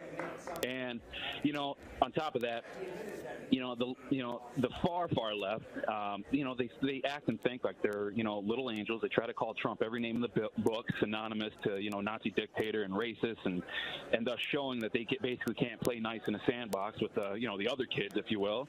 And, lastly, kind of a little bit off the Cohen, but, kind of on that same subject in a way, but, as far as like the Green New Deal, if you will, here's a question. Why do most businesses fail? It's because of mismanagement of money. But yet, the Congress, they can't handle a balanced budget, and they can't handle our money properly, but yet they want to take over the country and private businesses and run it as their own. And when they can't even balance their own damn budget, I mean, so they expect to run private entities as their own. I mean, come on. Yeah, but here's the issue here, Jason. Is that no one can balance a budget. I mean, the debt and deficit's at a record level. So this is a problem here and I'm only focusing on this. You made a lot of good points, but I'm focusing on this because I am concerned on this topic that there is no fiscal sanity here, and the entire country's gotten wildly irresponsible when it comes to budgets and debt and deficit in our personal lives, in our states, in our federal government as well. And it's a bipartisan failing. Yeah, no, I mean, I couldn't agree with you more on that aspect. It's just, when it comes to so many different issues like what you guys were just talking about, especially with the abortion, issue and just the various, just degrees that you guys were discussing as far as that goes. It's just, sure. I don't know. It becomes frustrating because, whether if it's abortion or the border wall, it's like, they always seem to either end up changing their story or changing their viewpoints, or then now all of a sudden they're like going way extreme. Like you said, they want to have that fourth term abortion. It's getting to a point where even the moderate left, which God love them, because they think they're starting to see the light and seeing exactly how extreme the loony left really is becoming. And I almost want to go up to a moderate Democrat, give them a hug, and be like, I'm sorry how crazy your party is. Jason, good call. Appreciate it. Boy, that's summing up a lot of stuff in a short amount of time. Okay, so let's go to Jenna in Louisiana. Jenna is a conservative trans person. Jenna, what's going on? No, that's James in Tennessee. I want Jenna in Louisiana, please. There you go. Thanks, Jenna. Sorry to James. James we had to drop James. Go ahead, Jenna. Hi, can you hear me? Yes. Yes, sir, or ma'am. How would you prefer to be addressed? Ma'am. Okay. I am transgender, and that's how I identify, but I'm also conservative. I don't agree with a lot of the stuff that they're doing on the left anyway, but that beside the point, I wanted to talk about the sports aspect. I mean, sure. It's competitive sports. I understand the fact that I was born in the wrong body, but I still have those physical aspects, and I kind of look at it in the way of, okay, the movie Superman, he's a teenager, he wanted to play football, but his father told him no because it would be a big unfair advantage. Yes. It's kind of the same thing, in my opinion. Yeah, and do you find that in the trans community that people share your viewpoint on this? Because there are a number of conservative trans people who've reached out to Breitbart, even a couple who've written for us, who kind of agree on this stuff, which is that I'm going through some stuff. I identify a certain way, but that doesn't mean that I should impose what I'm going through onto other individuals. Well, there's other competitions that aren't physically oriented, and that's fine. But when it comes down to an actual physical competition, it is, in my opinion, an advantage of some sort. It's a bit of an advantage. So, I mean, it's just, and I don't think, my conscience and my values, I wouldn't think it was fair, and I wouldn't do it. You're an honest person, Jed. I appreciate it, and best of luck to you. We got to take a break here, I'm told, and we're going to speak to the head of the Cowboys for Trump. We're going to take some more calls when we come back. A lot to do here at Breitbart News, live from CPAC.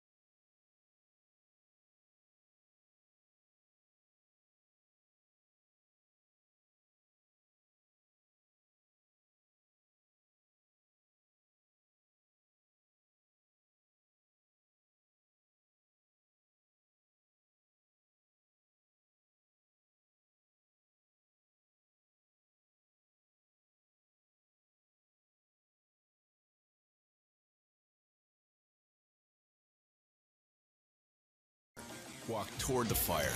Don't worry about what they call you. This is Breitbart News Daily on Sirius XM Patriot 125. Okay, so I'm going to read to you from a story we had a week or so ago. Cowboys for Trump ride through D.C. in support of border wall. Coy Griffin, wearing chaps and a fox cape, organized the ride on Facebook, where he and other New Mexicans flew to D.C. and worked with horse ranchers in Maryland and Pennsylvania to ride from Cumberland, Maryland, along the C&O Canal to Arlington National Cemetery.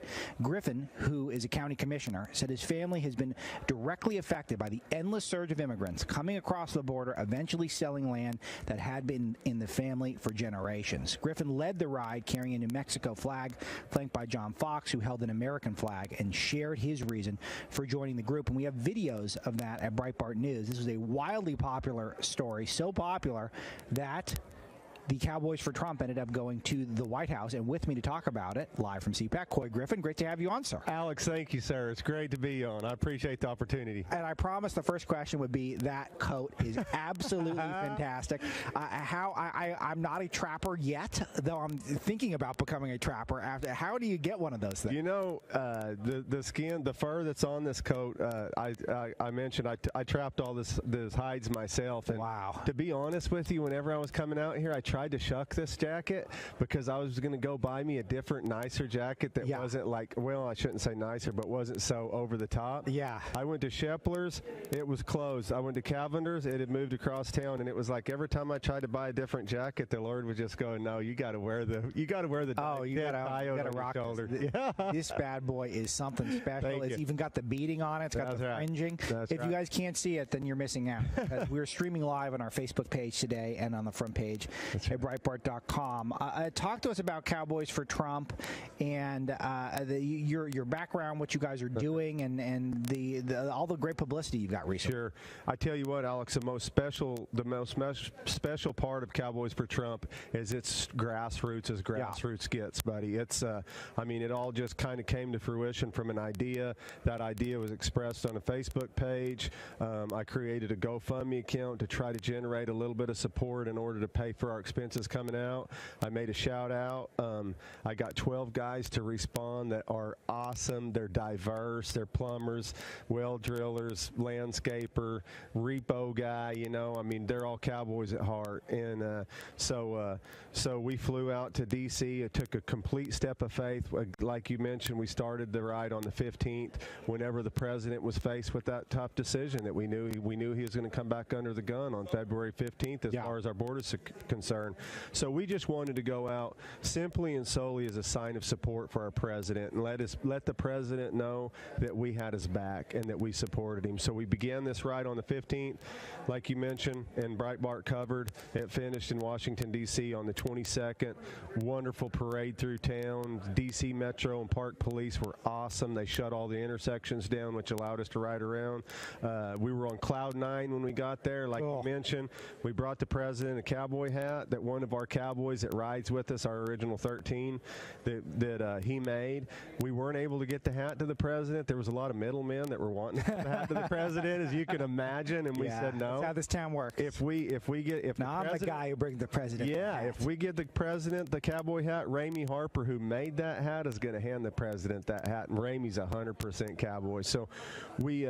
So then what happened? So then we had a great ride. We were a success, and we counted, marked it up as a great success. We flew back on the 23rd at 6 o'clock in the morning. We flew back as soon as we touched down in El Paso. I was so glad to get home, man, and I stepped into the terminal. My phone blows up. It's Fox News in Manhattan, and they're wanting us on Fox and Friends that next morning. So I called the guys with the horses. I pointed them back to Manhattan. I said, let's do it. Send them to Manhattan. Me and 5 of the other guys, we turned right around out of the terminal, crawled right back on a flight. We flew to Baltimore. We leased a car in Baltimore because we couldn't even get a flight into the city. Leased a car in Baltimore. We drove down to Times Square. We got there about 4 o'clock in the morning. Saddled horses in the pouring rain. We went on Fox and Friends. We told our story. We showed the hat that we had made the president. Again, great. What material was the hat? It's beaver. Yeah, it's beaver. That's standard for those of you. But it's 100% beaver. Those of you coastal elite. That's the standard cowboy. That's the best material. the That's premium right. material. That's right. Okay. So we completed the Times Square leg of it. It was a major score. We broke. We all went our separate ways. I had to get back to New Mexico. Being a county commissioner, I had a very important meeting the next day I had to get to. So I'm sitting in the terminal in Newark, and my phone rings. It's a 202 number, DC number, and it's William Crozier out of the White House. And he tells me, he goes, "This Coy Griffin?" I say, "Yes, sir." He goes, "Coy," he goes, "the President Donald Trump was asking around for your phone number earlier, for your cell number." Yeah, I'm serious, man. We've all been there. Yeah, he goes, he's asking for your cell number. He goes, if there's a number that shows up on your phone that says an unknown number, he says you make sure you get that call because it's probably the President of the United States. And as soon as he says that, Alex, my phone buzzes on the other line, and I look at it, and it says unknown number, and I went, holy smokes. And I'm there. I'm just sitting there by myself, in the terminal. So I click over. There's a little gal on the other line she goes, "This is the office of the President of the United States, and Donald J. Trump is on." I'll start crying again, man. Donald J. Trump is on the other line, and he would like to speak to you. And man, emotion just overcame. So what did you talk about with the president? You know, whenever I first began my conversation with the president, the first thing I told the president is I told him, I said, "Sir," I said, "I know that there's lots around you that are armchair quarterbacking you. I know that everybody's a critic of everything that you do, and many are probably telling you that you should be doing things differently, but I would like to speak on behalf of myself as well as millions others that think just like me. Keep doing exactly what you're doing because you're doing a great job." Wow. And of course, he thanked me for that. And then I went on to say, I said, "And sir, I'm not trying to butter you up with smooth words. I'm speaking from my heart whenever I say this." I said, "I truly do believe by the time you're done with your second term," I said, "I think Ronald Reagan is going to be standing in your shadow." I said, "I think you're going to be that kind of a president." Well, you clearly know your audience. I think the president loves hearing that type of stuff. Oh, yeah, well, yeah, absolutely. But I'm honestly, though, Alex, I'm not telling him that because I was trying to search for words No, he it's wanted genuine. to hear. It's genuine. I can tell. I can tell. Yeah. Because you know the reason why I say that is because he is the people's president. Yes, man. absolutely. And this is the thing that he wears bespoke high-end suits. You wear a jacket that with animals that you've trapped yourself. That's and right. he's your guy. He's my and guy. how powerful is that? That this is a New York, Manhattan elite guy who is the voice of the ranchers at the border. Absolutely. That's incredible. And that's why we're bringing him a hat, Alex. He told me, he said, "Come in, Coy." He goes, "Well, I'll receive you at the White House. We'll take the hat. We'll meet you guys." And I told him, "Mr. President, I got to get back to my state. I got an important meeting." I said, "But this summer, we will pick some warm weather, and we'll do this right again, and we'll bring you this hat this And summer." is that set? Do we know when that is? And date's not set yet. Date's not set yet. Okay, so you'll come back and you'll talk to us about it when the date's set. Absolutely. Coy Griffin again is with me. Cowboys for Trump is the group. Let's talk about the situation at the border. You're down in the McAllen region, which is one of the I'm not in McAllen. I was in McAllen whenever I was on this ranch, but I'm in New Mexico. You're in New Mexico now. My county line, my south end of my county butts up against El Paso, Texas, where they're processing a lot of these migrants and then just turning them loose. Absolutely. I've been flying out of the El Paso airport now for the last week or so, and I kid you not, man, you go through the terminal and it's like you see huge blocks of Guatemalans and groups that are flying out. Now, what's going on there?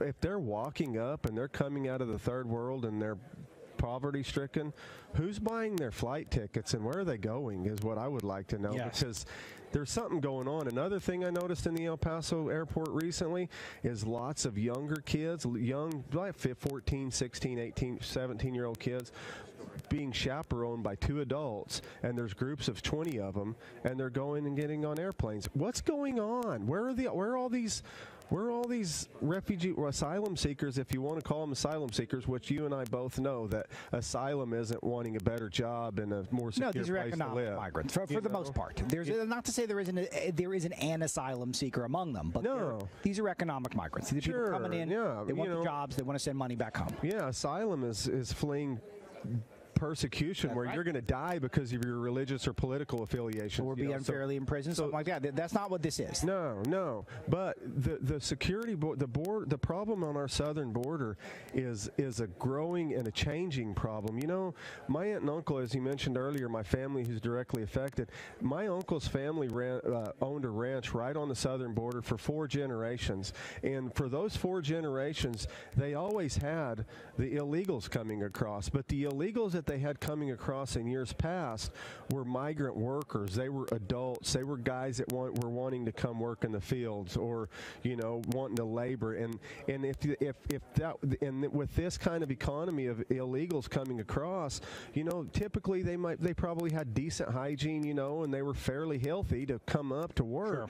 But what's going on now is much more high risk, because what we're having now are large families coming up, lots of children coming out, unaccompanied children. And we don't really know if they're even families or if they're on-the-fly families, if they're families. But the fact of it is they're coming out of these third world countries where they live in squalor of Guatemala. They sleep in the bar ditches of Mexico, coming up through Mexico. Whenever they cross into our country, partner, they're full of scabies, lice, flesh-eating bacteria, diseases that our children have not been vaccinated for. You know, I mean, honestly, inside of our country, we have eradicated some of the diseases that we don't even vaccinate our children for now, but yet in these third world countries, those people still have those diseases, and they're coming in, and it's a health risk. It's a scary health risk right now, because I have a 4-year-old child, and he likes to go to McDonald's and play in the play area. Sure. Well, guess where all the migrant children that they just turned loose are going to be going to? They're going to be riding down the same slide as my child. And I don't say this to say something hateful about refugees, because you and I both know that we need immigration, and I'm sure that you probably feel the same way I do, that we're not anti-immigration, but we want vetted, right procedures in place. Whenever we have somebody come into our country, we want to make sure they're not covered in lice, that they're not covered in scabies, that they don't have flesh-eating bacteria. And as the great Dennis Miller puts it, at least have the decency to sign the guest book if you're coming in. It's we don't know who's coming in or why or what, and it's just insane. We got about 30 seconds left. Coy Griffin, Cowboys for Trump. And any message to the politicians who are paying attention right now? Put America first. Follow the lead of our president. Our president is a president of the people, and if more of our political leaders would put America first instead of their partisan party politics, our country would be much greater. And I will single out our governor of the state of New Mexico, Michelle Lujan Grisham. Quit playing our border as a partisan party politics. Thanks, Coy Griffin. Hey, thanks, Alex. Appreciate it, brother. Good stuff. You bet, man. We'll grab that.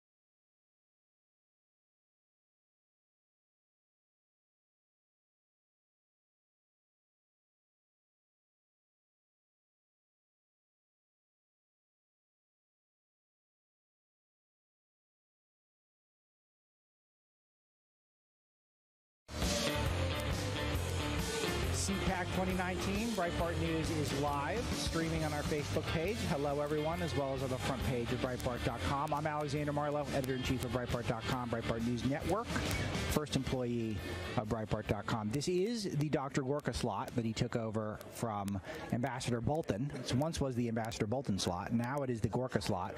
Gorka is supposed to be live with me in person, yet he has not arrived yet, which is typical when it comes to CPAC. So I have brought in his stead little boss Greg again, who was so killer in the first hour, by the way. Mr. Greg, great to have you back. Yeah, happy to be back. So you brought up something that I wanted to talk about in a major way, which is that I'm not dressed formally today. And this is, I was told by Andrew Gruce, who is one of the old-timers here at SiriusXM, that hot wardrobe talk is crucial for a morning show. That you should always talk about what you're wearing. And in particular, heckling Steve Bannon for his 4 shirts and his cargo shorts that he would wear to the studio, and heckling each other about their wardrobe.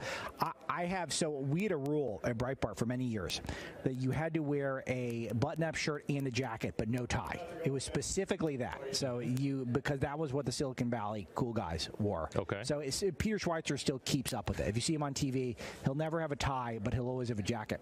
So now what I've done is I've reversed it. So now I only wear something that has no jacket or jacket with tie. So you and I are two sides of that coin. You've got the full suit going. Yeah, and usually my usual wardrobe is jeans and a t-shirt because it's radio, but we're out here at CPAC, so I have to suit up every now and again. But I still want to pull this tie off. Yes, it's 8 a.m. and it's already been way too much tie time, and I've got just the polo shirt going. So tomorrow I will wear. I'm gonna bring in my best suit. Okay. So we're gonna flip it. But this is. Should I wear the polo shirt tomorrow? You will wear the polo shirt. Now, in fact, actually, I want you to wear board shorts. How about that? I don't have any with me. Okay, well, I'll have to lend you some board shorts. Okay. So talk to us a little bit about the slate for Patriot Channel and anything else you know about with CPAC. I know Webb's here. He's going to be doing his show coming up right after this. And Webb, I know they're trying to slot him in somewhere. They're trying to slot him in to speak. And Webb's got a lot of he's had a good year with the Fox Nation, and he's got a lot of publicity for being accused of white privilege. Exactly. So give us the state of play here for SiriusXM Patriot. SiriusXM Patriot, we're going to have comprehensive coverage of the entire event. Obviously, you're going to be here. We have Breitbart News Daily today and tomorrow from 6 to 9. And we'll do the Saturday show. Awesome. Come on, I got to line it up here. Wait. I'm sorry. No, it's okay. So we have David Webb, 9 horrible to noon. Radio. It's not horrible radio. By me. Oh, no. You're on point. You're on point. So David Webb will be broadcasting Thursday and Friday from his usual time slot, 9 to noon. We're going to have some great guests as well. Andrew Wilkow's here, which is one of the crowd favorites, from 12 to 3. Then Saturday, we're going to have a very special show, CPAC 365, hosted by Matt Schlapp and Ian Walters. We'll be doing their show live from the main stage here at CPAC. Sure. So it's going to be a really cool deal. Oh, that's really cool. And then, of course, we have Matt doing the Saturday show, Breitbart News Saturday, from 10 to 1. And this is where, so Matt Schlapp, who's our colleague here on Patriot, this is his big event. He's the Mac Daddy here. Yeah, he's the man. This is his event, the American Conservative Union. they're gracious enough to have us out again to hook us up with a killer space here to be able to broadcast. And he's going to be guests on other shows, not also Patriots here, but POTUS is here as well. He's going to be doing that show as well. So he's been very, very good to us. So we're super, super excited. And another thing I do want to bring up, for our app and on-demand listeners, we will have some selected curated interviews. Some of the best moments will be available through the app. So you can just search for CPAC 2019, and you'll hear interviews from Alex, you'll hear interviews from David, Andrew, and, some of the stuff on Saturday as well. Yeah, I think that's really great. And I'm a big SiriusXM app user. It's how I like to catch up on the shows, Wilkow Show, Web Show, and I'll play back my favorite clips of this show for friends and family. So it's a great product, and you go to SiriusXM.com, and you can find out more there. Greg Zahakian, thank you, my friend. Thanks for having me again. Yeah, it's great to have you on. See, he's a pro. I said, Greg, you ever go live and you ever go on air? And he said, absolutely. I was talent. So I think Greg's going to be my new fill-in. Let's get Dylan Gwynn is crestfallen that Greg Sahakian is now calling in. We're going to have to go. We're going to have to go to the bullpen. All right, numbers 866-95-PATRIOT as we wait for the aforementioned Dr. Sebastian Gorka. Allow us to take some phone calls. Some of you calling in. Those of you who are tuning in wanting to talk about the Michael Cohen show trial yesterday. To make a long story short, I think it's all a farce. He provided no evidence to suggest that the president did anything in particular that implies that he colluded with the Russians, but nothing even necessarily illegal with regards to the using money improperly to pay off women who were threatening to come forward to talk about affairs with the president, which is it is just such minor stuff. When we went from Russian collusion to this is all a distraction designed to take away from the president and his accomplishments, and among them his efforts to denuclearize the North Korean peninsula. He's made great strides in in those negotiations, but last night he pulled out of the Hanoi summit early with Kim Jong-un saying that Kim was being unreasonable on sanctions. He wanted all sanctions relieved. The president said no go, but he's pleased that Kim has expressed on record that he wants to denuclearize. He's willing to, or he would not have shown up. I think Dr. G's coming in, so we're going to get him here momentarily for his thoughts on this. So let's get Dr. Gorka set up, if you guys wouldn't mind. Dr. G, you're right here, my friend. You can put the cans right on. We don't normally reward tardiness here, but we'll make the exception for you because you have a big day ahead. You're at a speech here. Indeed. Good morning, my friend. Good morning, Alex. So we're going live, and I want to talk about CPAC with you, but I was just resetting on the North Korean situation breaking last night. Right. The media is going to announce this is a big failure by the president. I think it's classic art of the deal. I'm kind of excited by it for some reason. What do you think? So it's bad when he's talking to him, right? Yes. And then it's bad when he decides not to talk to Kim. Yeah, of course. Well, everything's bad when it comes to President Trump. Look, I said it when I went into the White House. I've been saying it since. If you want to understand, if you don't want to do hit pieces, if you want to understand this man, it is mandatory reading to read The Art of the Deal. And rule number one of Art of the Deal is never be so vested in any negotiation that you are not prepared at any moment to walk away from the table. That's what happened yesterday. Sure, and I think that makes sense. And also, this is something a caller reminded us of earlier in the broadcast, which is the president has another negotiation going on right now with a much more powerful foe. That's the Chinese. Right. And Kim in North Korea, they're nuclear capable. That's a significant risk to the entire world, to be taken dead seriously. But they are really a puppet of the Chinese government, Xi Jinping. Right. The president is in a major negotiation, and there's very limited information about it because the Chinese media is state-sponsored propaganda. Right. So first things first, North Korea does not survive without China. Correct. Just literally does not survive. Secondly, something very interesting happened with the president's decision. Yes, North Korea is, along with Iran, one of the most closed societies there is. Information control is dominant. It's the states to control information.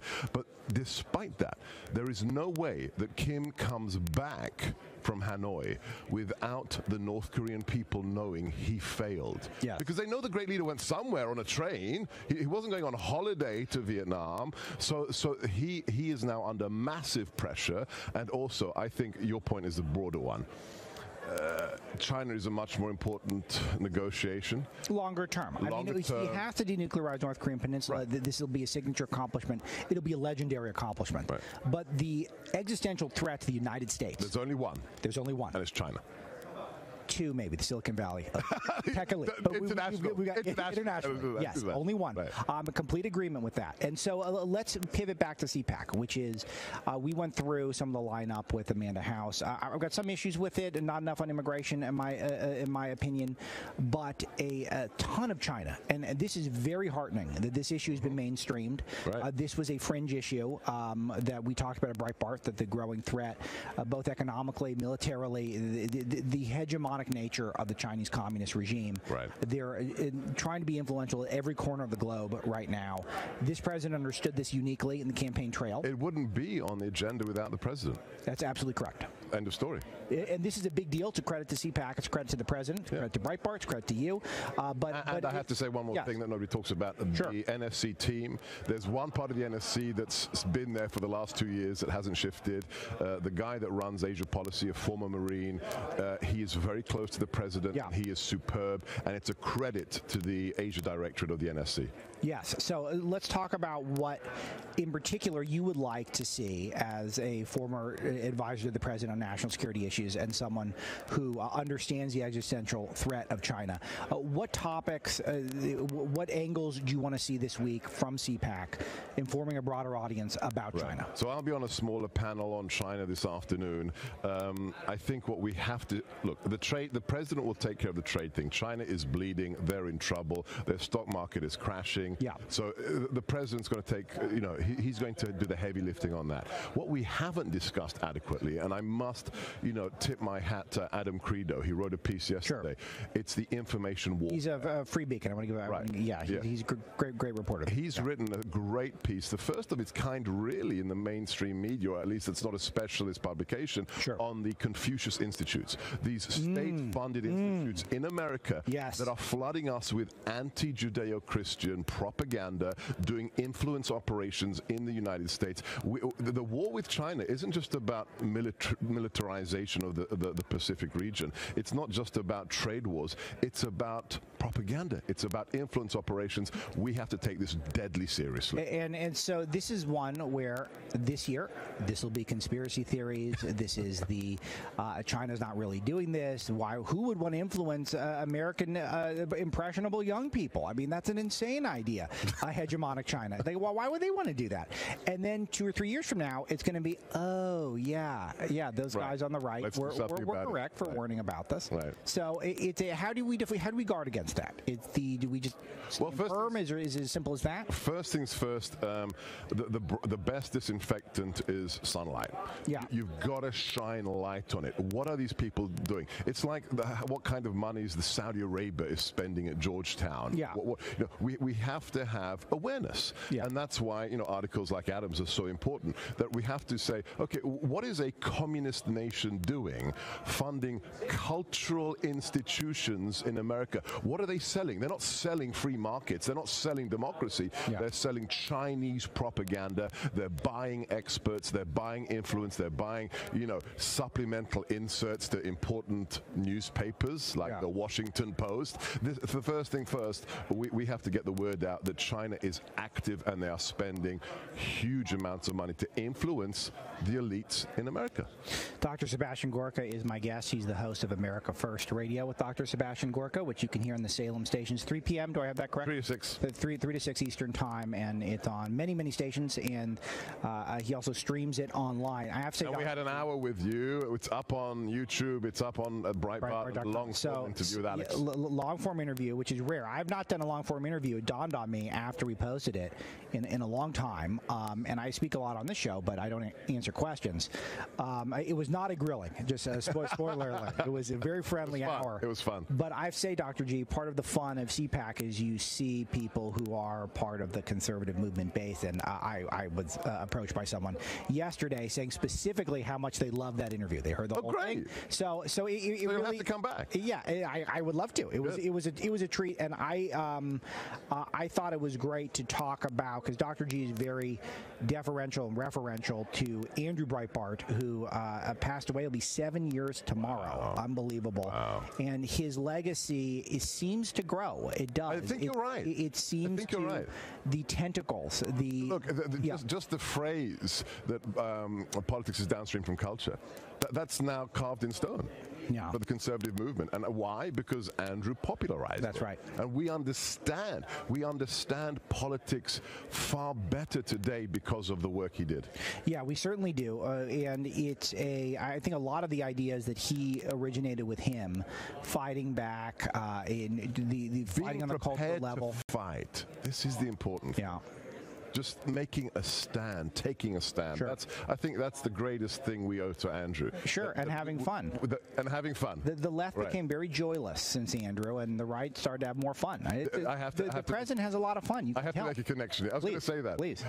I said it on my show yesterday. Think about how fun politics is now in the age of Trump. Yeah. Just go back to the age of Bush, even the age of Clinton. Yeah. It was boring. Very boring. Now it's just fun every day. I mean, being a talk show host is so easy. It's a blast. It was all about horn-rimmed glasses and elbow patches. Right. And blazers.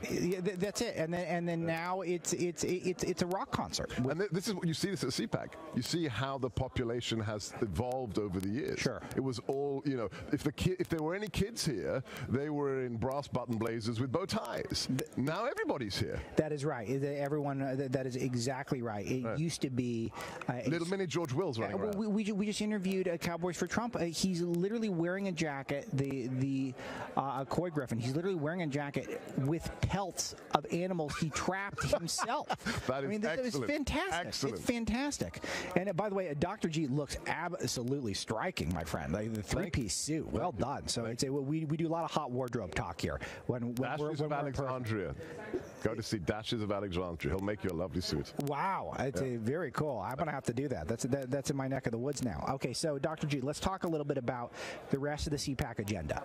What are you hoping gets through doing the one weekend a year where the public, regardless of what's going on, pay attention to the heart and soul of the conservative movement? What are you hoping people hear? I think that the key thing is there's this strange line we're walking right now in the political arena in America, and it's very easy for conservatives to say, Ocasio-Cortez laughable, and to make jokes about flatulent cows. Yes. But we have to go a step deeper and understand that this is serious. She may be an imbecile, but you can be stupid and dangerous at the same time. Sure.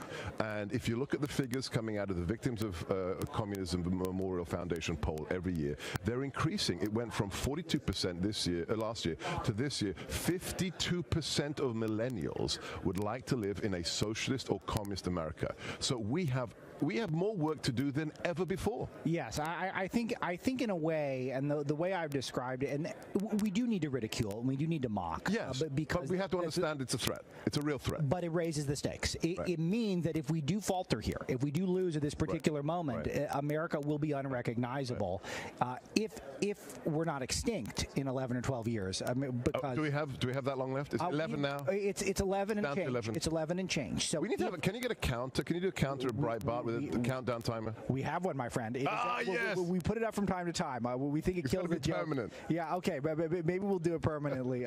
With cows. Can you have like cows on clouds? Oh my methane, goodness! Floating past. I told you my favorite story of the year so far. No. Was the 1,600 cows who died because it was too cold. The dairy cows in Washington this year because it was unseasonably cold. But less methane. Okay, so here's how it works. So we celebrate. Global warming, which is caused by cow farts, cause global cooling, which cause cows to die. So the cow farts actually killed the cows. So does that mean we can eat hamburgers? If it gets warmer and they die because it's colder? The aforementioned AOC is taking a lot of crap online today because she was out to dinner. She was spotted with her chief of staff, and her chief of staff was chowing down on what appeared to be a hamburger. And this is, I know it's funny, and we're using mockery, but she drives around in automobiles. I don't see her on the Bird scooters. I don't see her riding one of those city share bicycles. She takes cars. If she's not eating meat herself, she's associating with people. Can I just quote my good friend Chris Plant? Please. WMAL. If the left didn't have double standards, they would have no standards. It's a great quote. It's a great line, and that is the. But again, it's a beef is evil, yet we're going to keep eating it on our own. I mean, I guess there's some logic to that. I guess someone has to eat the cows, right? I mean, there's a finite number of cows. There's a finite number. Just no more cows. We'll just enjoy the cows we have, and that'll be that. Okay, so Dr. Sebastian Gorka, again, my guest, America First, with Dr. Sebastian Gorka. Pick up the book, Why We Fight. Anything else in the news that crosses your mind that you want to discuss today? Well, there's always so very much. I think the important thing is a man convicted of lying to Congress testified before Congress. I mean, that's politics in America today.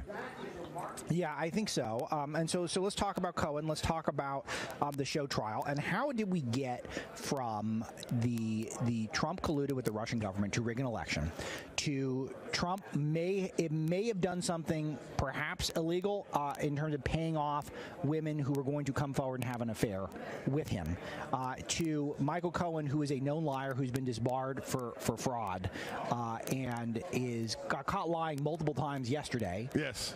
And he is now credible, according to Elijah Cummings and others, right, and a witness against the president that we are supposed to believe, even though he pretty much admitted he's just angling for a book and movie deal.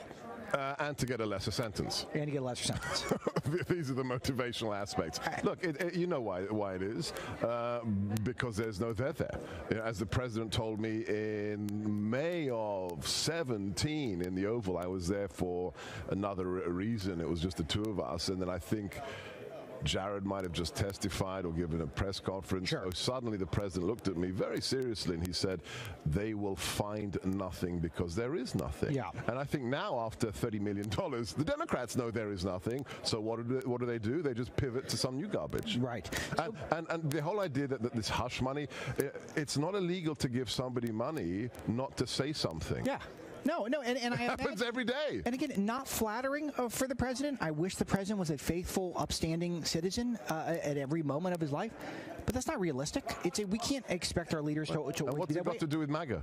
What does it have to do with these trying to denuclearize North Korean Peninsula? Right. Wow. What does it have to do with the fact that we had 304,000 jobs created in January during a government shutdown?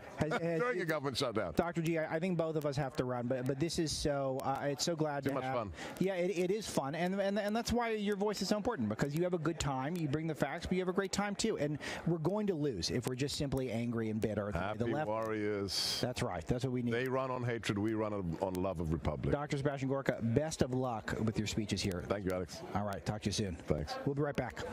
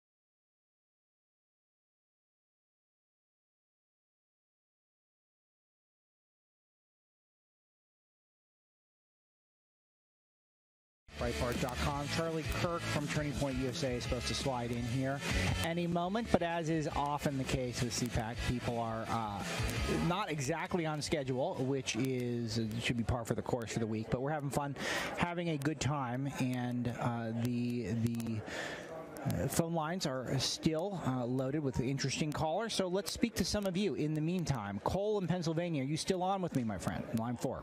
Yes, I am. Thank you very much for taking my call. Love your show. Thank you. Let it rip. I have a question I think you'll have a unique perspective on. What do you think is the potential for possible lawsuits against these late-term or partial birth abortion providers by women who later claim that they weren't in the right frame of mind to make such an important decision such as that? Sure. I think it's very interesting because I'm kind of in the mindset, and this won't surprise a lot of people who are familiar with me.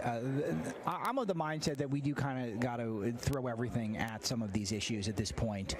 That trying to keep the moral high ground and trying to be by the numbers isn't always the best prescription for success in this regard. So I don't want to go down a road where there's no legal chance, but if there is a legal chance, then why not? But I'm more focused on the bigger picture laws and some of these doctors who think that it is a medical issue to allow a baby to die. I think doctors should speak up and say it's not a medical issue, this is a political issue and it's a moral issue, but babies should not, who are born alive during an abortion, should not be allowed to die or to be killed by the medical provider. That should not be something that we support as an industry and as a sector of the United States. But so I think it's going to fall on them mostly. But if there is ways to sue and to get this stuff into the courts, and I think we should do it. Why not? I am in total agreement with you. The only reason I asked the question is because I've always been under the impression that in order for a patient to make a major medical decision, they had to be both of sound mind and sober mind. Yeah. And a woman in that position, just about to give birth. I have 4 daughters, so I know that my wife was not of sound mind at that moment, but it just causes a lot of concern that this is even up for discussion. Sure. I think if you're going to villainize the women, I think that's probably bad strategy, but I think it's kind of inevitable if we go down this road that could happen at some point. I don't know if that's my specific recommendation, but I think anything that you can do to stop this level of evil, which is, we're talking 4th trimester, literally born alive babies. This is pure evil. So whatever you got to do at this point, Cole, I'm up for it. Thanks for the call. I'm going to move on. Thanks. Number 866-95-PATRIOT. Sean in Florida wants to talk Michael Cohen. What's going on, Sean? Hey, Alex, 2 quick points. I love your show. Listen to it every day. Thank you. First of all, last night I listened to a little CNN. You got to know your enemy, and it was so disgusting. Don Lemon sat up there in his Pat-Pitt style with his huge, long pauses of how racist the right is, because we had that young black woman up there as evidence that Trump wasn't racist. And now it's supposed to be that quickly segued to Trump comments that he has made the past how racist he is, but the whole show, no news, all about racism.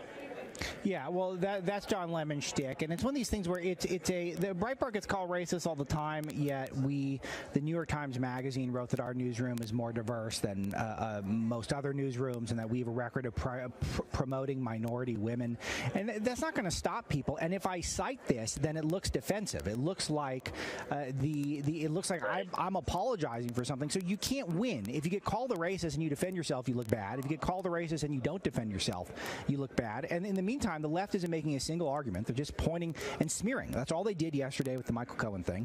happening, and that is the pattern. And Sean, I got to run here because Charlie Kirk just slid in. One of the stars of CPAC, Turning Point USA, one of the great organizations out there. Charlie, so great to have you. Great to be here, Alex. Thank you. It is a pleasure to speak to you. And we were just talking about a topic that you and I know very well, which is the left's smear mentality. Oh, sure. There's no more arguments.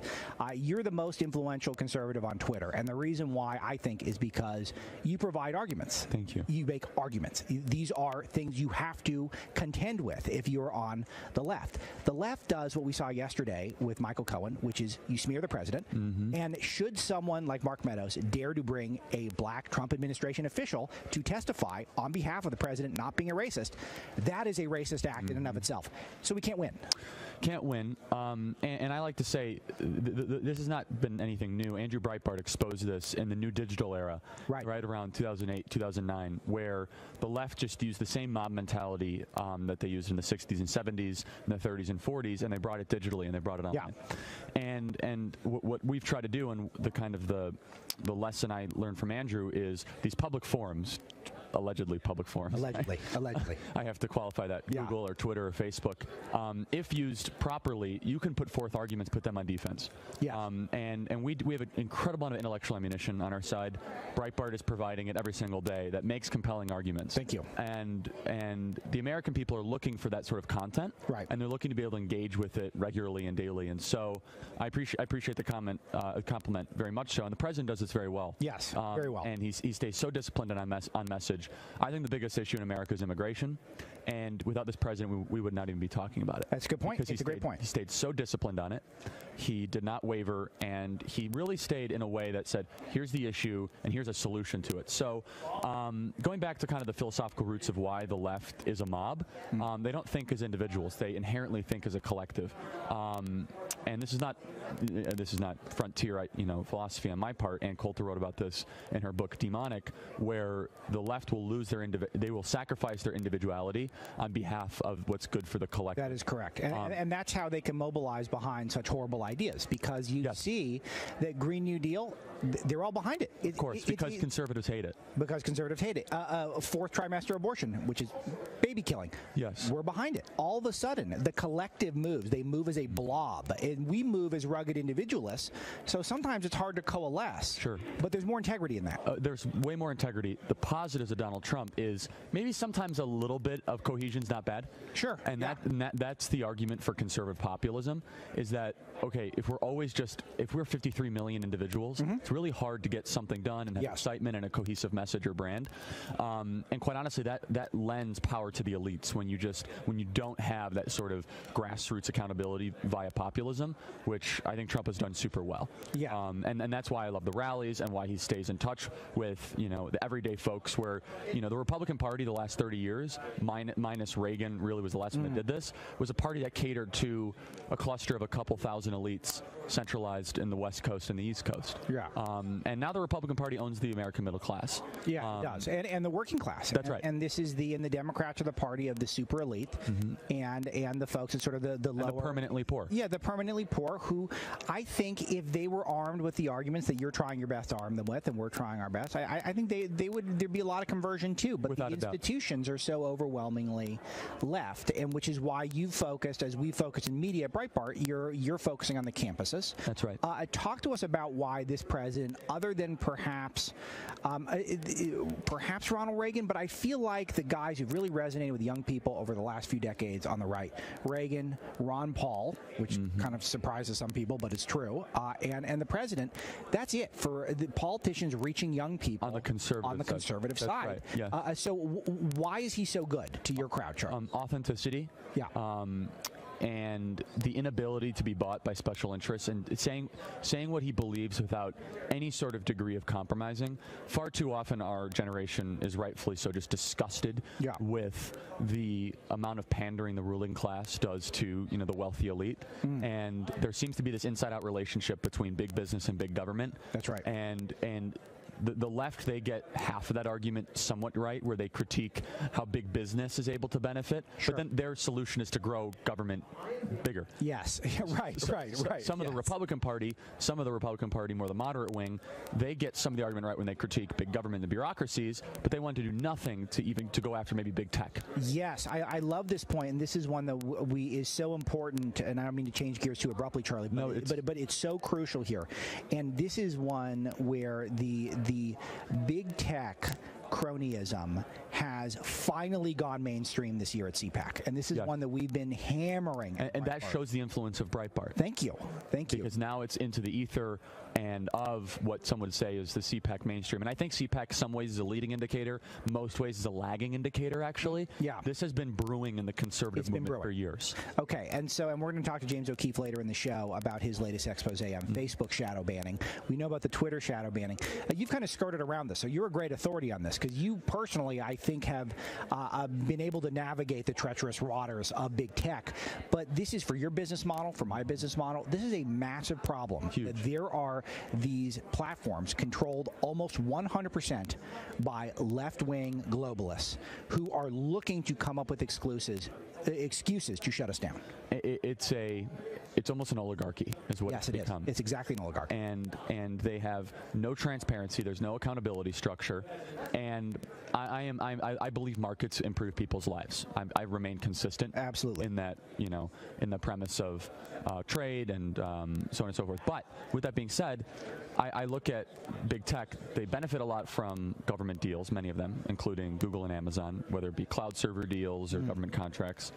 And what's going to prevent Google from completely altering our society if they want to, whether through behavioral technology, search engine manipulation, data mining? It's rather horrifying stuff. And Tucker Carlson and I had this kind of fun debate, and I agree with him that Google's a threat. He thinks Google is an even bigger threat than government. Yeah. And I kind of walked away with, you might be right, I don't know. Yeah. And I think that's okay to say at times. But even if I say I don't know, that's something to be said, that now there's a non-government entity that might have more power than the IRS. Certainly, and it's on pace for it not to be a debate. If nothing is done, if we're just going to sit there, throw up our hands as the establishment Republican Party has done, and say that it's a private business, so they can do whatever they want, but it's not really so much. That's not really the case. No, and so the thought exercise I always go through, and it's so important, it's something I do on Twitter a lot, which is try to break people out of just the monolithic cable news television way of portraying things, which is, if Google was owned by an outward Republican conservative and had mostly conservative engineers, and then they comprise 88% search results, do you think the Democrats would not be calling for an antitrust violation? Yes, of course they would. Of course they would be. Yes, of course they would be. There would be a nationwide movement to do that. Any other industry has that sort of dominance over a particular sector, especially the consumption of information. Like, it's bad enough that, let's say ExxonMobil had 88% of all, oil purchases. They'd be shut down in a second by the Federal Trade Commission. But the consumption of information, that's how people find identity and consciousness and how they speak. And so there is something to be said that this relationship between big business and big government, neither side really get that correct, Alex. But Trump is starting to say both are benefiting from this deal. Big government is funded by big business. Right. The bureaucrats are protected by the media industry. The politicians are funded by Google, Amazon, so on and so forth. And then big business gets the protection of the bureaucracies, they get the sweetheart government contracts, and they benefit from their own size and their albatross to use regulation as a deterrent against any sort of competition. Yeah, and then they stroke the big checks, and it becomes this big vicious circle. So, Charlie, let's talk about what's going on at UC Berkeley, my alma mater. Oh, you really went there? Oh, yeah. I thought it was UCLA for some. No, UC Berkeley. I went there to stir up some trouble. Not hard to do. Did you ever get punched in the face? I did not get punched in the face. I was called a racist numerous times over nothing by people who don't know me, but I did not get punched in the face. But apparently punching a college Republican is now in vogue. There's plenty of footage to back it up. What's going on over there? You went and paid a visit out there? Yeah, I visited there 2 days ago, and Breitbart covered this wonderfully, so thank you, where one of our Turning Point USA activists, in conjunction with the Leadership Institute, which does great work, was tabling and recruiting, and then some very angry leftists, they tend to be that way mostly nowadays, came up and was screaming and yelling. Pattern. Yeah. And punched him in the face. And the clip has gone totally viral. Yes. And the lack of reaction from the police was alarming, and we kept the pressure on, and so did you guys. And that's what people have to realize listening in this audience, is that the left will not move an inch unless we make them. Yes. And our institutions are failing. Yeah. And Rush Limbaugh talks about this beautifully right now, which we used to be able to count on these impartial institutions. Yeah. The Justice Department failing, the FBI failing. These referees of our culture, they're no longer doing that. And so that's where the external forces of Breitbart and my Twitter feed keep them accountable. So anyway, going back to what I was saying, we finally got the police to wrap up their report, and then now they're going to a judge asking for a warrant for this guy's arrest, which is if that actually happens, massive accomplishment. But because at Berkeley that doesn't always happen. It doesn't always happen, and it's They a just let these guys shame go. though. It's just so sad that it's necessary. It takes people. It takes people getting involved to. Oh, and again, it should be automatic. Facebook shouldn't be banning people based on their viewpoint. It shouldn't take Don Jr. to stop them from doing that. No. Berkeley should be prosecuting people who are punching conservatives in the face. It shouldn't take Charlie Kirk stepping in for this. Or me have to visit and then you shouldn't have to raise awareness about people getting punched in the face. They should not require raising awareness. No, it shouldn't. But this is the thing. There was a UC Berkeley employee that came out and said, "Oh, I'm really glad this happened." Essentially, and you guys wrote it up. Yes, they're okay with this, Alex. Yeah, of course. Because they look at us. Saying it. Of course, no. I mean, punch a conservative is the whole thing. And they say something else. I don't even want to say what they say. Let's just say, they say, "Oh, we have to punch people we disagree with." Like, what, are you kidding me? Here's the point that I would make. Again, it's a fun thought exercise. If the attacker is wearing a Make America Great Again hat and punched a liberal, it would have been the #1 news story that we could have looked at in the last week. That's right. It would have been Jussie Smollett. It would have been around the clock. And there would have been SWAT teams everywhere looking for this guy. Everywhere. The guy would have been so internationally famous. Charlie Kirk, Turning Point USA. Anything to plug quickly before we run? About to speak at CPAC, kind of what I see coming forward in the conservative movement, and I'm going to be talking about a lot of this. That we cannot be so. We cannot draw too much to our past talking points to say that we can't somehow go after big tech. Yes, that's right. I'm glad you're on this topic, Charlie. Keep up the good work, my friend. We'll be streaming it live at Breitbart.com. Thank you. Appreciate it. We'll be right back. Thanks, Charlie. Really good, Charlie. Is that okay? Awesome. We'll write it up. We'll do our usual thing. Yeah, thank you, man. That helps so much, by the way. Like, my SEO has changed, like, 200% since you guys. Oh, that's so good. Well, because, like, it was not... You guys must have...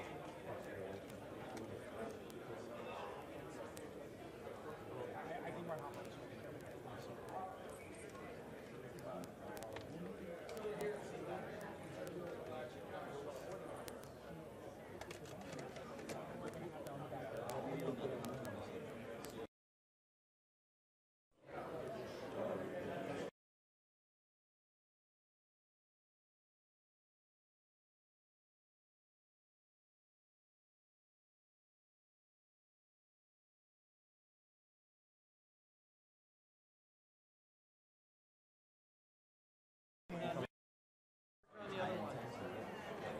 Congrats on the home run. Yes, sir. The Facebook. You didn't send me something this week? I that's will. right. Your answer. That's right. Charlie, awesome. My friend. Thanks, man.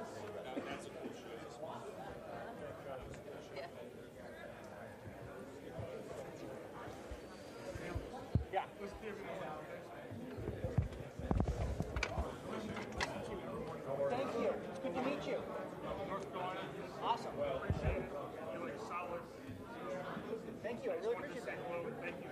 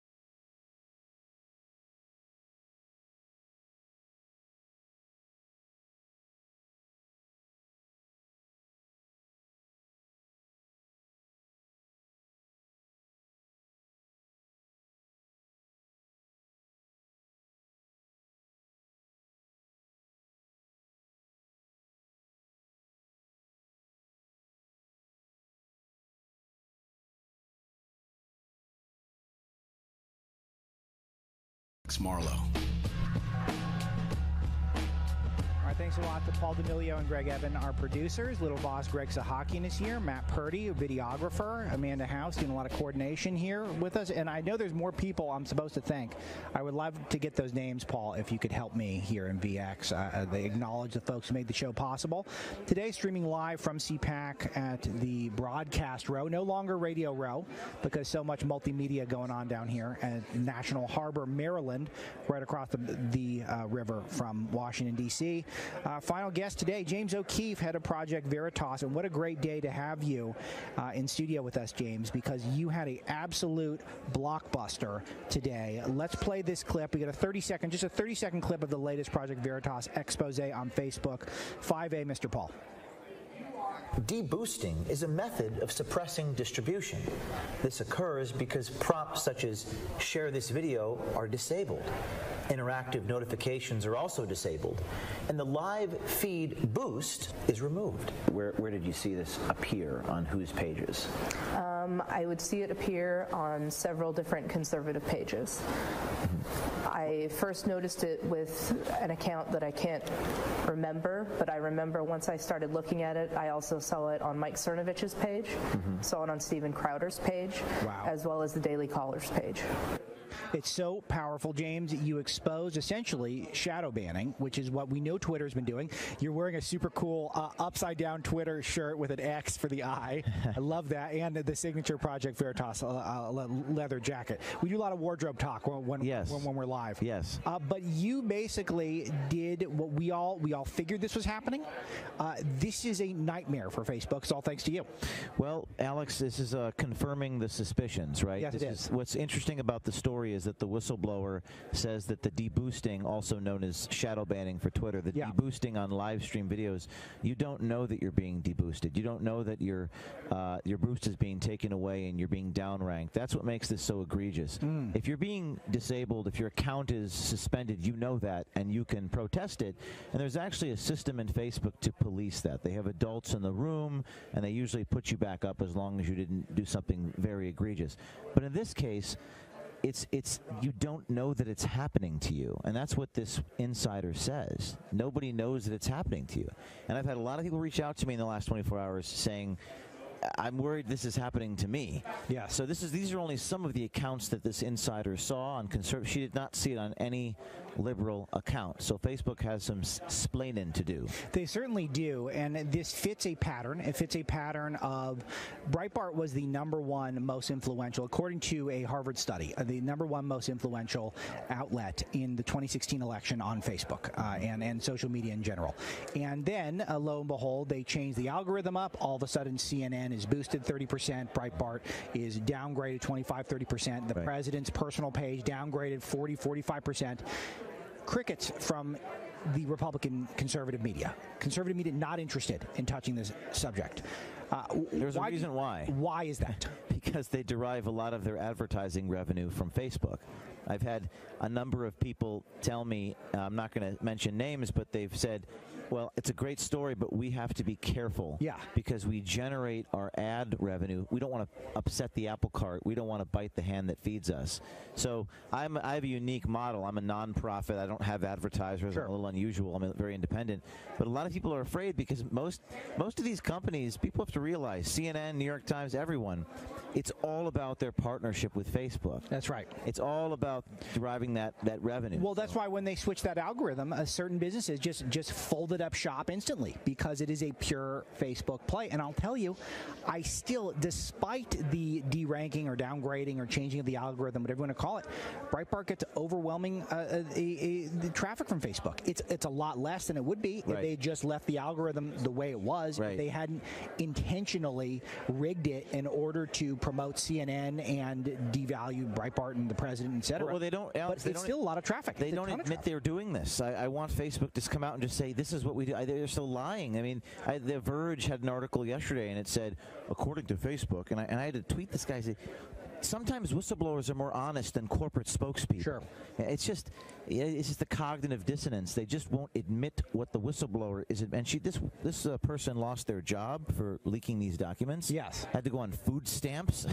This person paid a price for doing this. And I guess what I want to have happen next is other people inside the big three, Google, Facebook, and Twitter, do the same thing. I hope that people follow her example. We're calling it the Be Brave campaign. If you're on the inside of Google or Facebook or Twitter, to send us a note at projectveritas.com/brave and follow her lead, because we need to expose these people. We cannot be afraid. They're very powerful companies, but we have to do something about it. James O'Keefe is my guest. Project Veritas is his group. Well, what is the website, James, to make sure people know? ProjectVeritas.com/brave. /brave. Okay, so that's where you're going. ProjectVeritas.com/brave if you want to keep up with what James is doing. What has been the reaction by the establishment press in this explosive expo? Well, there's been, the Business Insider had a piece, and it's on Drudge right now, which is pretty cool. The Business Insider had a piece where they say, anti-Facebook activist releases stunt. Yeah, that's right. What is it? It's a stunt. First of all, this is the least stunty thing that I have ever done. I interviewed a whistleblower and showed the documents. I mean, that's the paragon of investigative reporting. I don't know, but the anti-Facebook stunt, this is just the way these people spin and try to obfuscate. But Facebook reacted almost instantly.